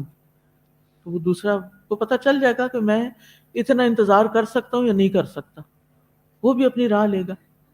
اچھا بعض اوقات ہم کہتے ہیں بس چائے رکھی ہوئی ہے، حالانکہ کوئی رکھی نہیں ہوتی، بس 2 منٹ میں چائے آ رہی ہے، آپ رک جائیں، آپ چائے پی کے جائیں. آپ یقین کریں بعض اوقات لوگ 15 15 منٹ، آدھا آدھا گھنٹہ پھر لگا دیتے ہیں اس چائے کے بنانے میں اور پینے میں، جو وقت ضائع ہوتا ہے. یعنی یہ میرے فرسٹ ہینڈ ایکسپیرینس ہے. کوئی اگر نہیں پکی ہوئی، نہیں بنی ہوئی، تو اتنی ایسی محبت کے اظہار کا، ایسی آفر کا کیا مقصد ہے؟ دوسرے کا وقت قیمتی ہے. اگر آپ سچ بولیں کہ اگر آپ چائے پیے تو میں جلدی سے بنا لاتی ہوں، تو اگر اس کو واقع ضرورت لگ رہی ہے اس کو چائے پینے کی، تو پھر وہ اپنی قیمت پہ انتظار کرے گا 15 منٹ. تو پانی ابلے، برتن رکھیں، سیٹنگ ہو، کرتے کراتے چائے آتے، پھر تھوڑی ٹھنڈی ہوتے پیتے، آپ کو نظر ہاف این آور تو چاہیے اس سارے پروسیس کے لیے. اگر آپ کے اگلے اسکیڈول میں ہاف این آور کا مارجن ہے، آفر قبول کر لیں، نہیں تو معذرت کر لیں کہ نہیں اگر بنی ہوتی تو میں پی لیتی، لیکن اب میرے پاس وقت نہیں ہے. بات ختم، وہ بھی گیا، آپ بھی آرام سے، نہ جھوٹ اس میں، نہ کوئی فریب، نہ کچھ، اور آپ قابل اعتبار انسان ٹھہرے. پھر اسی طرح جب بھی کسی کو مثلاً کچھ آفر کریں تو اپنے آپ سے پوچھیں کہ اصل میں میری نیت کیا ہے؟ کیا میں یہ کام کرنا چاہتی ہوں؟ کرنا چاہتی ہوں تو کیوں کرنا چاہتی ہوں؟ صرف اس لیے کہ اس کے سامنے اچھی بن جاؤں، کہ میں بہت کیئرنگ ہوں، میرا نام ان کی گڈ بکس میں آ جائے، اور میرے مرنے کے بعد لوگ کہیں کہ ان کے گھر سے تو کبھی کوئی کھانا کھائے. میرا جملہ آپ خود مکمل کر رہے ہیں آپ. ان کے گھر سے یہ ایسی نیک خاتون تھی کہ ان کے گھر سے کوئی کھانا کھائے بغیر تو گیا ہی نہیں تھا. بس وہ اپنا ایک وقار مینٹین کرنا ہوتا ہے نا، اپنا ایک نام، یہ ایک نیک نامی جو ہے اس کو برقرار رکھنے کے لیے آپ آفر کر رہے ہیں. یہ بڑی بات کنسیڈر کی جاتی ہے. بہت اچھی بات ہے کھانا کھلانا چاہیے، لیکن اپنی حیثیت کو بھی دیکھیں. آپ پکانے کے قابل ہیں، آپ آفر کرنے کے قابل ہیں. اگر نہیں ہے تو کوئی بات نہیں، ہو سکتا ہے آپ کوئی اور نیکی کرتے ہو اللہ کے ہاں. اگر آپ کا نام کھانا کھلانے والوں کی لسٹ میں نہیں ہے تو کسی اور نیکی میں ہوگا. فکر کی کیا بات ہے؟ ضروری ہے کہ آپ نے یہ کریڈٹ لینا ہے جو دراصل آپ غلط طریقے سے لے رہے ہیں. تو خود کو پرکھنا، اپنی سوچ، ارادے، نیت، خیال، عزم، قول اور عمل کے درمیان کتنی الائنمنٹ ہے. جو سوچ رہے ہیں وہی بول رہے ہیں، جو بول رہے ہیں وہی کرنے والے ہیں. یہ ہے سچ. اور جھوٹ کیا ہے؟ سوچ کچھ اور ہے، بول کچھ اور ہے، اور کر کچھ اور ہے.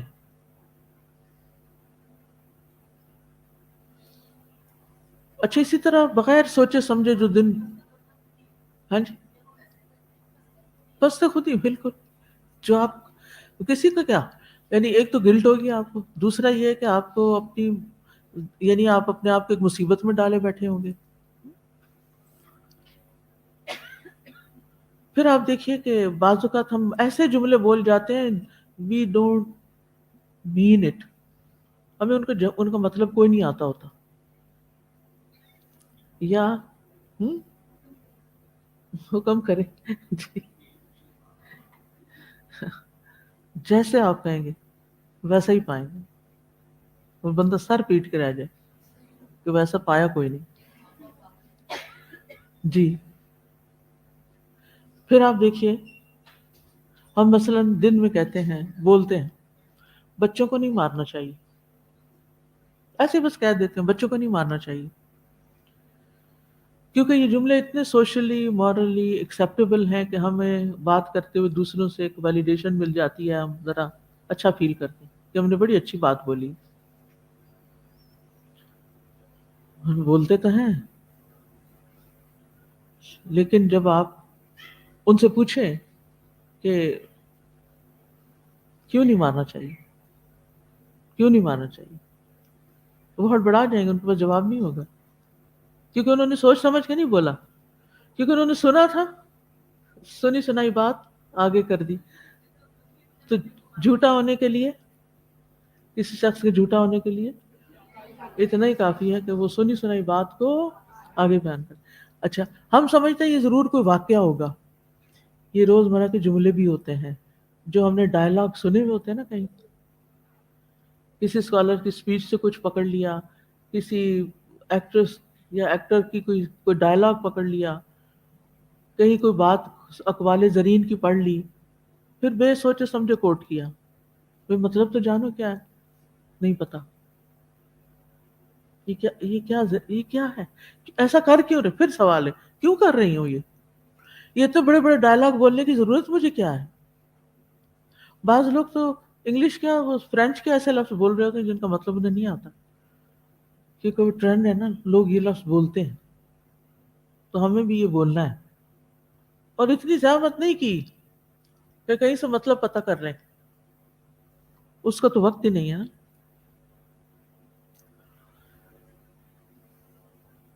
اسی طرح ہم کہہ دیتے ہیں ایمان بڑی دولت ہے، مسلمان ہونا ہمارے لیے بڑے شرف اور آنر کی بات ہے.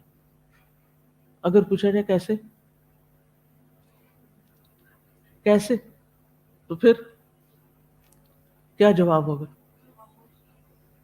کوئی جواب نہیں، ہڑبڑا جائیں گے. پھر کہہ کیوں رہے ہو جب تمہیں پتہ ہی نہیں کہ بڑی دولت ہے؟ تو کہاں سے دولت ہے؟ دولت تو تم دنیا کے سونے چاندی کو سمجھتے ہو، اور کیا ایمان کو دولت رہے؟ اس کا یہ مطلب نہیں، کہنا نہیں چاہیے. اس کا مطلب یہ ہے کہ کہنے سے پہلے اس پہ ذرا غور بھی کر لینا چاہیے.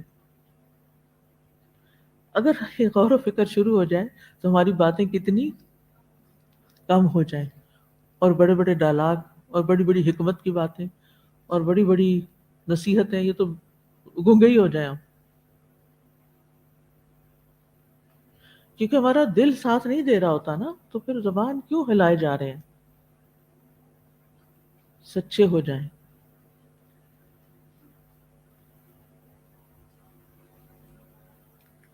بعض لوگ کہتے ہیں اگر ہم مسلمان نہ ہوتے تو ہمیں جنت اور جہنم کا پتہ ہی نہ ہوتا. اگر کسی کو پوچھا جائے کہ جنت اور جہنم کا پتہ چلانا کیوں ضروری ہے، یعنی کیوں پتہ چلانا چاہتے ہیں، جنت اور جہنم کو کیوں جاننا چاہتے ہیں؟ تو اس وقت روک کے سوچیں گے، اس سے پہلے نہیں سوچا ہوگا. گویا دوسرے لفظوں میں سوچ سمجھ کے کام نہیں لیتے. پچھلے دنوں کسی نے ایک بڑا فل اسکیپ 4 صفحوں کا خط دیا، مجھے تو کوئی سمجھ نہیں آئی کہ مقصود کیا ہے اس میں. کوئی ادھر کی بات، کوئی ادھر کی، کوئی آسمان کی، کوئی زمین کی. کوئی آسمان زمین میں اس میں استعمال کر رہی ہوں میٹافوریکلی. اینڈ آف دا، یعنی خط پورا ختم ہو گیا، 4 صفحے مجھے پڑھنے پڑے، لیکن مجھے سمجھ نہیں آئی کہ کہنے والا جو کہہ رہا ہے اس کی دلیل کیا ہے. تھوڑے دن ہوئے اسی طرح کا پھر ایک خط مل گیا، لیکن مجھے سمجھ نہیں آئی کہ دین کا جو مفہوم وہ بتا رہی تھی وہ کہاں سے آیا. غور و فکر نہیں کیا نا، کہیں سے سن لیا. ایک ہوتا نا اپنا مطالعہ، آپ تو میرے دل اور نام بھی نہیں لکھا ہو، مطلب مجھے پتہ بھی نہیں کون ہے، ورنہ میں بلاؤں بٹھاؤں قرآن سامنے رکھوں کہ آپ جو قرآن کی تشریح کر رہی ہیں یہ ذرا مجھے صرف اس کے لفظوں سے بتا دیں کہاں سے یہ باتیں آئیں. تو کچھ لوگ صرف سنی سنائی باتیں کر رہے ہوتے ہیں، کہیں سے کوئی جذباتی سی اسپیچ سن لی، کہیں سے کوئی من گھڑت سی قسم کی بات دین کے بارے میں سن لی، اور پھر اس کے اوپر بنیاد بنا کے ایک نیا فلسفہ گھڑ لیا. اپنی ہر بات کی دلیل اور بنیاد قرآن و سنت کو بنائیں، صرف اسکالرز کے لیکچرز کو نہیں بنائیں. دلائل لائیں، غور کریں، کویسچن کریں، کیوں، وائے، کیسے. کیا صحابہ کی زندگی میں یہ سب تھا؟ انہوں نے دین کا یہی مفہوم لیا تھا، یا دین اسی لیے نازل ہوا؟ پیغمبروں کی دعوت کیا تھی؟ پیغمبروں نے جب لوگوں کو اللہ کی طرف بلایا تو سب سے پہلے کس چیز کی دعوت دی؟ اور پھر عبادت کا مفہوم کیا ہے، اور عبادت میں کیا کیا چیزیں شامل ہیں؟ آپ سارے دین کا نقشہ ہی بدلنا چاہتے ہیں. اور آپ حدیثوں کا مذاق اڑاتے ہیں. مثلا اس میں ایک بات لکھی ہوئی تھی کہ لوگوں کو بس اسی پہ خوش کرتے رہتے ہیں کہ آپ قرآن حفظ کر لو اور ایک ایک آیت پڑھتے جاؤ گے، جنت میں چڑھتے جاؤ گے. کیا یہ جھوٹ ہے؟ کیا یہ غلط ہے؟ یہ نبی صلی اللہ علیہ وسلم نے پڑھا اور یہ بالکل سچی بات ہے. اور جن چیزوں کی خوشخبریاں ہمارے رسول نے ہمیں دی ہیں، کیا ہم وہ خوشخبری کسی کو نہ سنائیں؟ یا ہم لوگوں کو لوریاں سنا رہے ہیں یا کوئی جھوٹی باتیں بتا رہے ہیں؟ اگر ایک بات ایسی کہی گئی ہے تو جو بچہ حفظ کرنا چاہتا ہے یہ کر رہا ہے، یا جنہوں نے نہیں بھی کیا ان کے اندر بھی شوق پیدا کرنے کے لیے، کیونکہ قرآن سے تعلق جوڑنے والا بدبخت نہیں رہتا، وہ کسی نہ کسی درجے کہیں نہ کہیں اس کی برکت اس کی زندگی میں ظاہر ہوگی. تو اسی طرح کی اور باتیں، یعنی دین کے وہ مصدقہ چیزیں ان کا مذاق اڑانا اور اپنے نئے فلسفے گھڑ کے دین کے اندر شامل کرنا، یہ دین کی خدمت نہیں ہے. پھر اسی طرح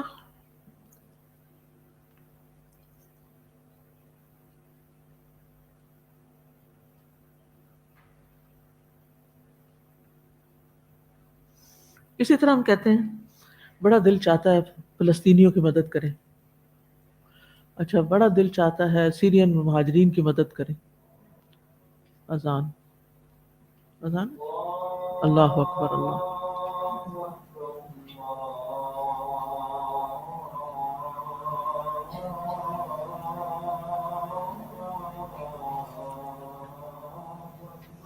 اللہ اکبر اللہ اکبر.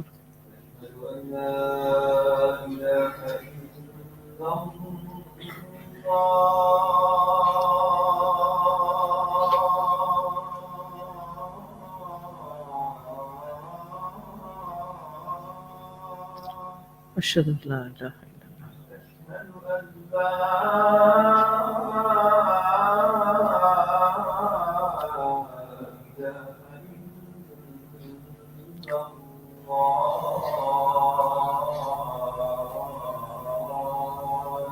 اشہد ان لا الہ الا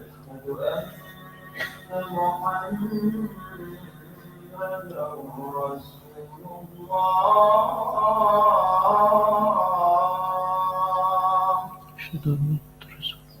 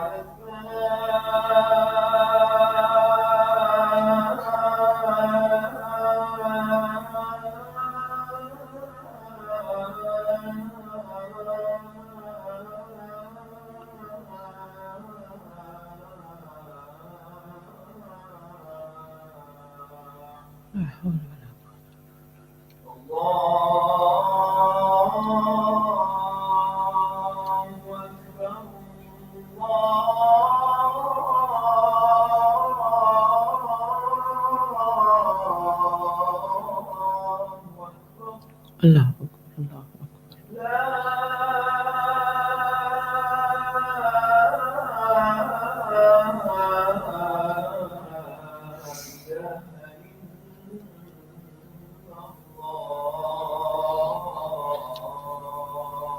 لا الہ الا اللہ.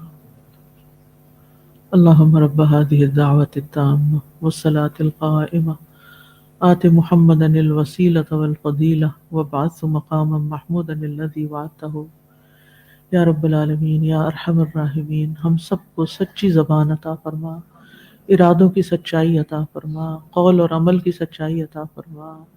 یا اللہ جھوٹ کو ہماری زندگی سے نکال دے، یا اللہ ہمیں سچے لوگوں کا ساتھ عطا فرما۔ یا رب العالمین ہمیں جھوٹ کی قباحت اور شناعت کو محسوس کرنے کی توفیق دے۔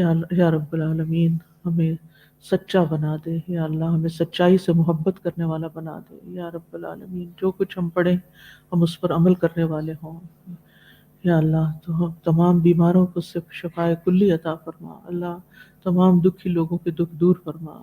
اللہ ہمیں اس طریقے پر زندگی بسر کرنے کی توفیق دے جو تجھے پسند ہو۔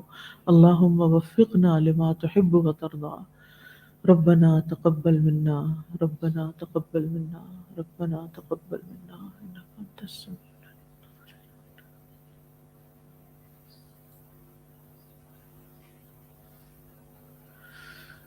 تو میں بات یہ کر رہی تھی کہ بعض اوقات ہم اس طرح کے جملے بولتے ہیں، ہمیں فلاں کی مدد کرنی چاہیے، فلاں کی کرنی چاہیے۔ کیوں بولتے ہیں؟ وہ ایسا نہیں کہ ہم نے کچھ کرنا ہوتا ہے، پریکٹیکلی کچھ نہیں کرنا ہوتا، صرف اس لیے کہ وہ ٹرینڈی ہے۔ دنیا میں ایسی نیوز پھیلی ہوئی ہیں ان کے اوپر ظلم و ستم کی یا مشکلات کی کہ ہم سمجھتے ہیں کہ اگر ہم صرف زبان سے ایسے مشورے ہی دے دیں گے تو یہ بھی کافی ہو جائے گا اور لوگوں میں پسندیدہ بن جائیں گے۔ اسی طرح بعض اوقات کہتے ہیں کہ فلاں عورت بہت نیڈی ہے، اس کی مدد کرنی چاہیے۔ تو اگر پوچھا جائے آپ کیا مدد کر سکتے ہیں تو کیا جواب ہوگا؟ اصل میں ہمارا ہاتھ ابھی بہت تنگ ہے تو ذرا مشکل ہے۔ اچھا تو کسی رشتہ دار کے پاس بھیج دیں، کوئی اور کسی کو کہہ دیں، کوئی اور مدد کر دے۔ اور اگر بس وہ یہ ہے کہ مصروفیت بہت ہے، وہ شوہر مائنڈ کرتے ہیں اگر میں کچھ ایسی چیزوں میں حصہ لوں، اچھا تو پھر کوئی اس کا مسئلہ ہی سن لیں، وہ میرا خیال ابھی تو ممکن نہیں۔ پھر ہم ایسی باتیں کیوں کر رہے ہیں کہ فلاں کی مدد کرنی چاہیے اور فلاں، یعنی ہم صرف دوسروں سے چاہتے ہیں کہ وہ کر دیں، یا یہ ہم کہتے ہیں کہ میں یہ کرنا چاہتی ہوں بس مجھ سے ہوتا نہیں۔ بھئی نہیں ہوتا تو پھر چپ رہو، آپ دوسروں کے آگے کیوں رونا رو رہے ہیں؟ اور جو کرنا ہے وہ اٹھ کے کر لیں۔ تو بعض اوقات ہم صرف بات برائے بات کر رہے ہوتے ہیں، اس کے پیچھے نہ ہماری کسی کچھ ایکشن کی ہماری نیت ہوتی ہے، نہ ہی کسی مظلوم کی کوئی ہمدردی دل میں ہوتی ہے، بس بول دیا جملہ۔ میں یہ سیکھنا چاہتی ہوں، میرا بہت دل چاہتا ہے کہ میں حدیث کورس کر لوں مثلا، لیکن کوئی دور پار ارادے نہیں ہیں، صرف تمنائیں اور آرزوئیں اور وشفل تھنکنگ۔ قرآن میں صرف وشفل تھنکنگ کے بارے میں کیا کہا گیا کہ اس کا کیا فائدہ ہوگا؟ امانی، تمنائیں، آرزوئیں، بس اگر آپ کا ارادہ سچا ہوگا تو اللہ تعالیٰ آپ کے لیے رستہ بنا دے گا، کوئی راہ کھل جائے گی۔ تو جو بھی کچھ ہم کر رہے ہوں تو پوچھا کریں اپنے آپ سے، کچھ کہہ رہے ہیں کیوں کہا، کیوں کہہ رہی ہوں؟ کیا واقعی میں کچھ کر رہی ہوں اس کے لیے؟ پھر کیا کچھ کرنا چاہتی ہوں؟ میری نیت کیا ہے؟ پھر اسی طرح اپنی کمٹمنٹس کا جائزہ لیں۔ یعنی بعض اوقات ہم ایک بات کمٹ کر لیتے ہیں، میں یہ کام کروں گی، اچھا جب کام کا وقت آیا تو غائب ہو گئے، جب پوچھا گیا یا خود سے گلٹ فیل ہوئی تو پھر بہانے کہ میں ذرا بیمار ہو گئی تھی، میں کرنا چاہ بھی رہی تھی لیکن بس وہ طبیعت خراب ہو گئی، وہ اصل میں بچے نہیں کرنے دے رہے تھے، وہ شوہر نے منع کر دیا، وہ فلاں ہو گیا، فلاں ہو گیا، بہانوں پہ بہانے۔ تو ایسی بات کرنی نہیں چاہیے تھی۔ جب آپ کو پتہ ہے اپنے گھر کے حالات، اپنے شوہر کے حالات پتہ ہے، آپ کمٹمنٹ نہ کریں، اپنا نام مت لکھوائیں ایسے والنٹیئرز میں کہ جن کو یہ پتہ ہی نہیں کہ انہوں نے کرنا بھی ہے کہ نہیں۔ کیونکہ بعض لوگوں کی کمٹمنٹ پر پھر انسان کو انیشیٹو لے لیتا ہے۔ اب اس کی مثال ایسے ہی جیسے یہ ٹیبل اٹھانا ہے، میں کہوں کون کون اٹھائے گا، 4 لوگ ہاتھ کھڑا کر دیں اور آئے 3، اب چوتھا کیوں نہیں آیا؟ وہ میری کمر میں درد ہو رہا ہے۔ اب 3 کیسے اٹھائیں؟ تو چوتھا ہوگا تو پورا اٹھے گا، نہیں تو اس کے ٹوٹنے کا اندیشہ ہے۔ تو پھر آپ خود نہیں آ سکتے تو کسی اور کو بھجوا دیتے، تاکہ دوسرے نے وہ جو 3 کو بلا لیا تھا ان کا وقت تو نہ ضائع ہوتا. کیونکہ ہم آرام کے ساتھ اتنے آرام سے کہہ دیتے ہیں وہ میری طبیعت خراب ہو گئی تھی، وہ بچے کی طبیعت خراب ہو گئی تھی، وہ بھائی لینے آ گیا تھا، وہ فلانا ہو گیا تھا. بس چھوٹی موٹی باتیں کر کے، اور یہ بھول جاتے ہیں کہ اگلے کا کتنا بڑا وقت کا کتنا بڑا نقصان کیا. یعنی سب سے زیادہ تو جو جرم ہے نا بڑا، وہ کسی کا وقت ضائع کرنا ہے فضول باتوں میں اور جھوٹے وعدوں میں. اور بعض اوقات واقعی اتنی کوئی ایسی خرابی نہیں ہوتی طبیعت کی کہ ہم وہ کام نہ کر سکیں، ہم صرف ایک عذر تلاش کر لیتے ہیں. تو ساری دنیا کو ہم جھوٹا، یعنی ساری دنیا کو ہم راضی کر سکتے ہیں، لیکن اپنے اندر کے گلٹ کو پھر کیسے مٹائیں گے؟ اسی طرح جب ایمان کی دولت کی بات کرتے ہیں تو پھر جب جھوٹ بولتے ہیں تو وہ دولت کہاں جاتی ہے؟ وہ کیوں نہیں استعمال ہوتی یہاں؟ پھر اسی طرح جب چیٹنگ کرتے ہیں یا دھوکہ دیتے ہیں کسی کو یا رشوت لیتے دیتے ہیں تو وہ پھر ایمان کہاں جاتا ہے؟ تو سچ کیا ہے؟ قول، فعل اور نیت میں موافقت.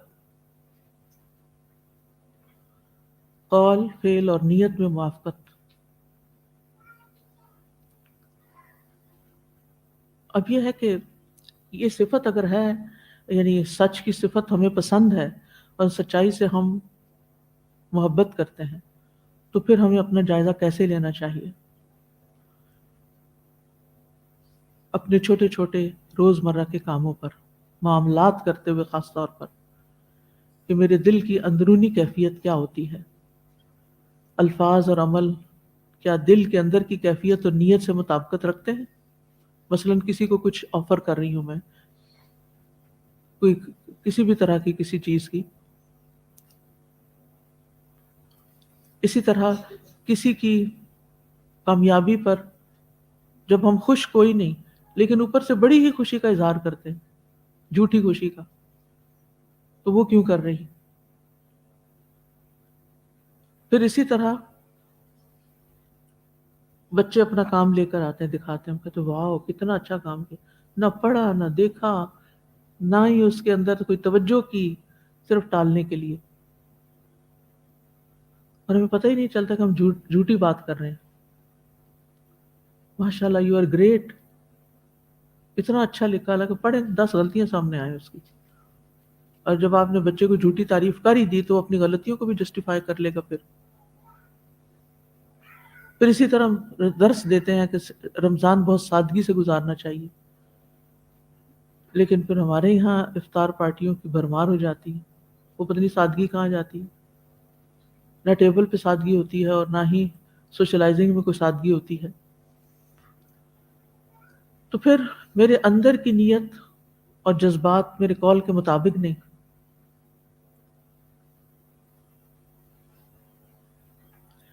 اسی طرح جب ہم لوگوں پہ تبصرے کرتے ہیں، اخباروں کی خبریں پڑھ کے لوگ کتنے ظالم ہیں، کتنے حق مار دیتے ہیں لوگوں کے، بہنوں کے حق نہیں دیتے، فلاں نہیں کرتے، جب خود کرنے کا وقت آتا ہے تو پھر ہم کیا کرتے ہیں؟ ہم بھی وہی کر رہے ہوتے ہیں، ایگزیکٹلی وہی کر رہے ہوتے ہیں جس پہ ہم دوسروں پہ تبصرہ کر رہے ہوتے ہیں. تو یہ جھوٹے ہی تبصرے تھے نا. پھر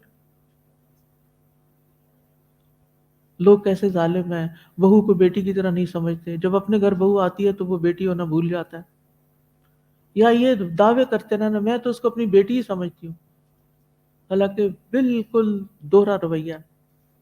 بیٹی کے ساتھ اور دل اور معاملہ، یہ ہو ہی نہیں سکتا اس طرح، اور اس کے ساتھ کچھ اور معاملہ.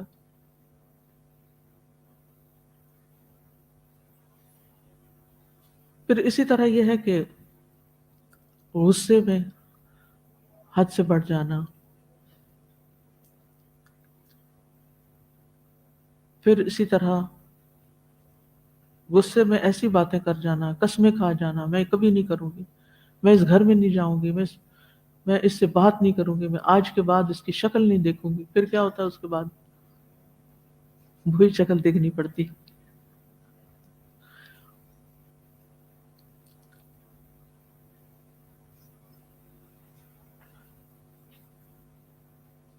جب کوئی پوچھتا کیا حال ہے تو ہم کہتے ہیں الحمدللہ سب ٹھیک ہے، حالانکہ اندر سے پتہ ہوتا ہے کہ کچھ ٹھیک نہیں. گھر کے حالات بھی کیا چل رہے ہیں، سسرال کے ساتھ معاملات کیسے چل رہے ہیں، لیکن لوگوں کے سامنے ایک پرفیکٹ پکچر بنائی ہوئی ہوتی ہے اپنی کہ ہم بہت ہی زبردست انسان ہیں، حالانکہ اندر سے ٹوٹے ہوئے ہوتے ہیں. تو اس میں نہ تو یہ کہنا چاہیے کہ اپنی کہانیاں سنانے لگ جائیں، اور نہ ہی کوئی پرفیکٹ پکچر پیش کریں. انہوں نے کہا الحمدللہ علی کل حال، ہر انسان کی زندگی میں اچھے برے دن ہوتے ہیں، یعنی اعتدال میں رہیں. الحمدللہ، بس شکر اللہ کا جس حال میں رکھے، لیکن ایسی پکچر پیش نہ کرے کہ جس سے دوسرے کو ایک بالکل جھوٹا امیج ملے.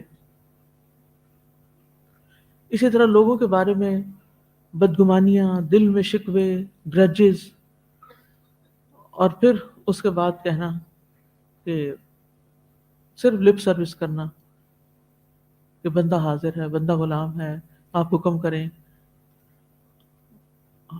یعنی دل میں کچھ نہیں، اوپر اوپر سے بس لپ سروس کرے.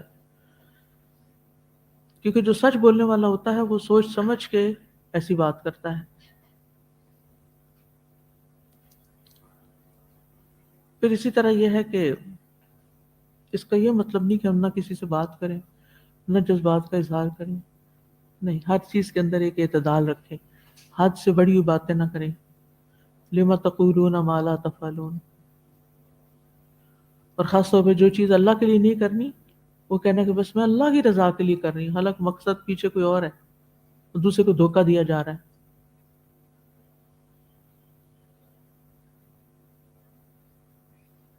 اور اس کا یہ مطلب بھی نہیں کہ اگر کسی کے خلاف ہمارے دل میں کوئی بدگمانی یا حسد ہے تو ہم وہ بول بول کے اس کو بتانا شروع کر دیں. اپنی اصلاح کریں.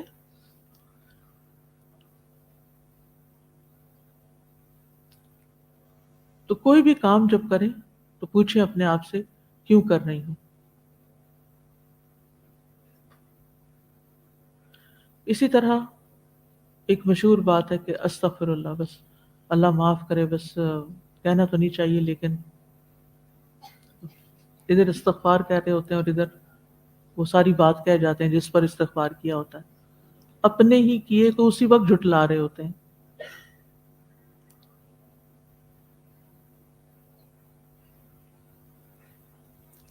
اسی طرح ہم جب اللہ سے معافی مانگتے ہیں، اللہ ہمارے گناہ معاف کر، کبھی سوچا کون سا گناہ؟ وہ پتہ ہی نہیں ہوتا، یاد ہی کوئی نہیں. ان کو یاد کر کے مانگا کریں کہ جو میں جانتا ہوں اور وہ جو میں نہیں جانتا.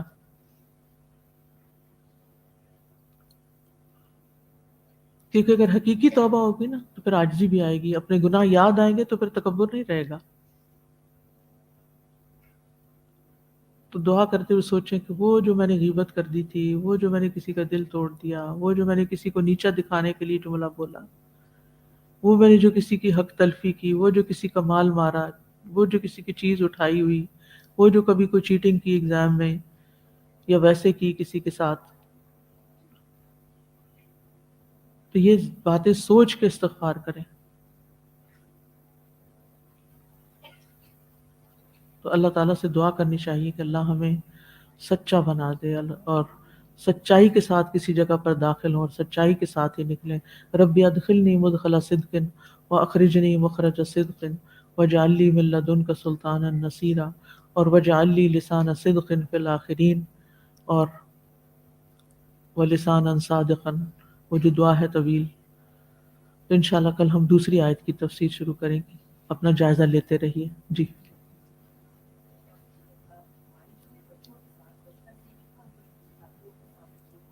جی ہاں بالکل.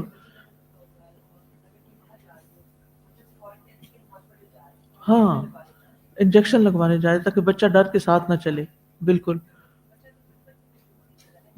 بالکل، ماں کو دیکھتے دیکھتے وہ جھوٹ کا عادی ہو جاتا ہے. جی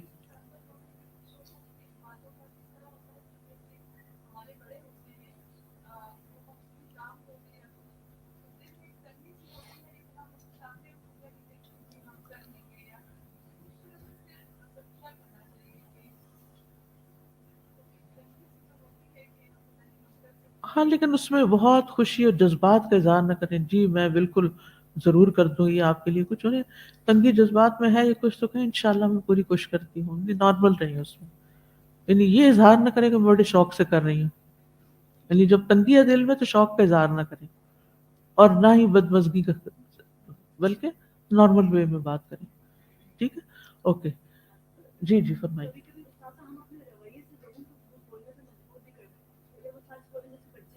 ہوں، بالکل ہمت سنب کر دیتے ہیں ان کو. بالکل بالکل. جزاکم اللہ خیر. سبحانک اللہم و بحمدک اشہد ان لا الہ الا انت استغفرک و اتوب الیک. السلام علیکم ورحمۃ اللہ وبرکاتہ. فاقصص القصص لعلهم يتفكرون. اللهم صل على محمد وعلى آل محمد كما صليت على إبراهيم وعلى آل إبراهيم إنك حميد مجيد. اللهم بارك على محمد وعلى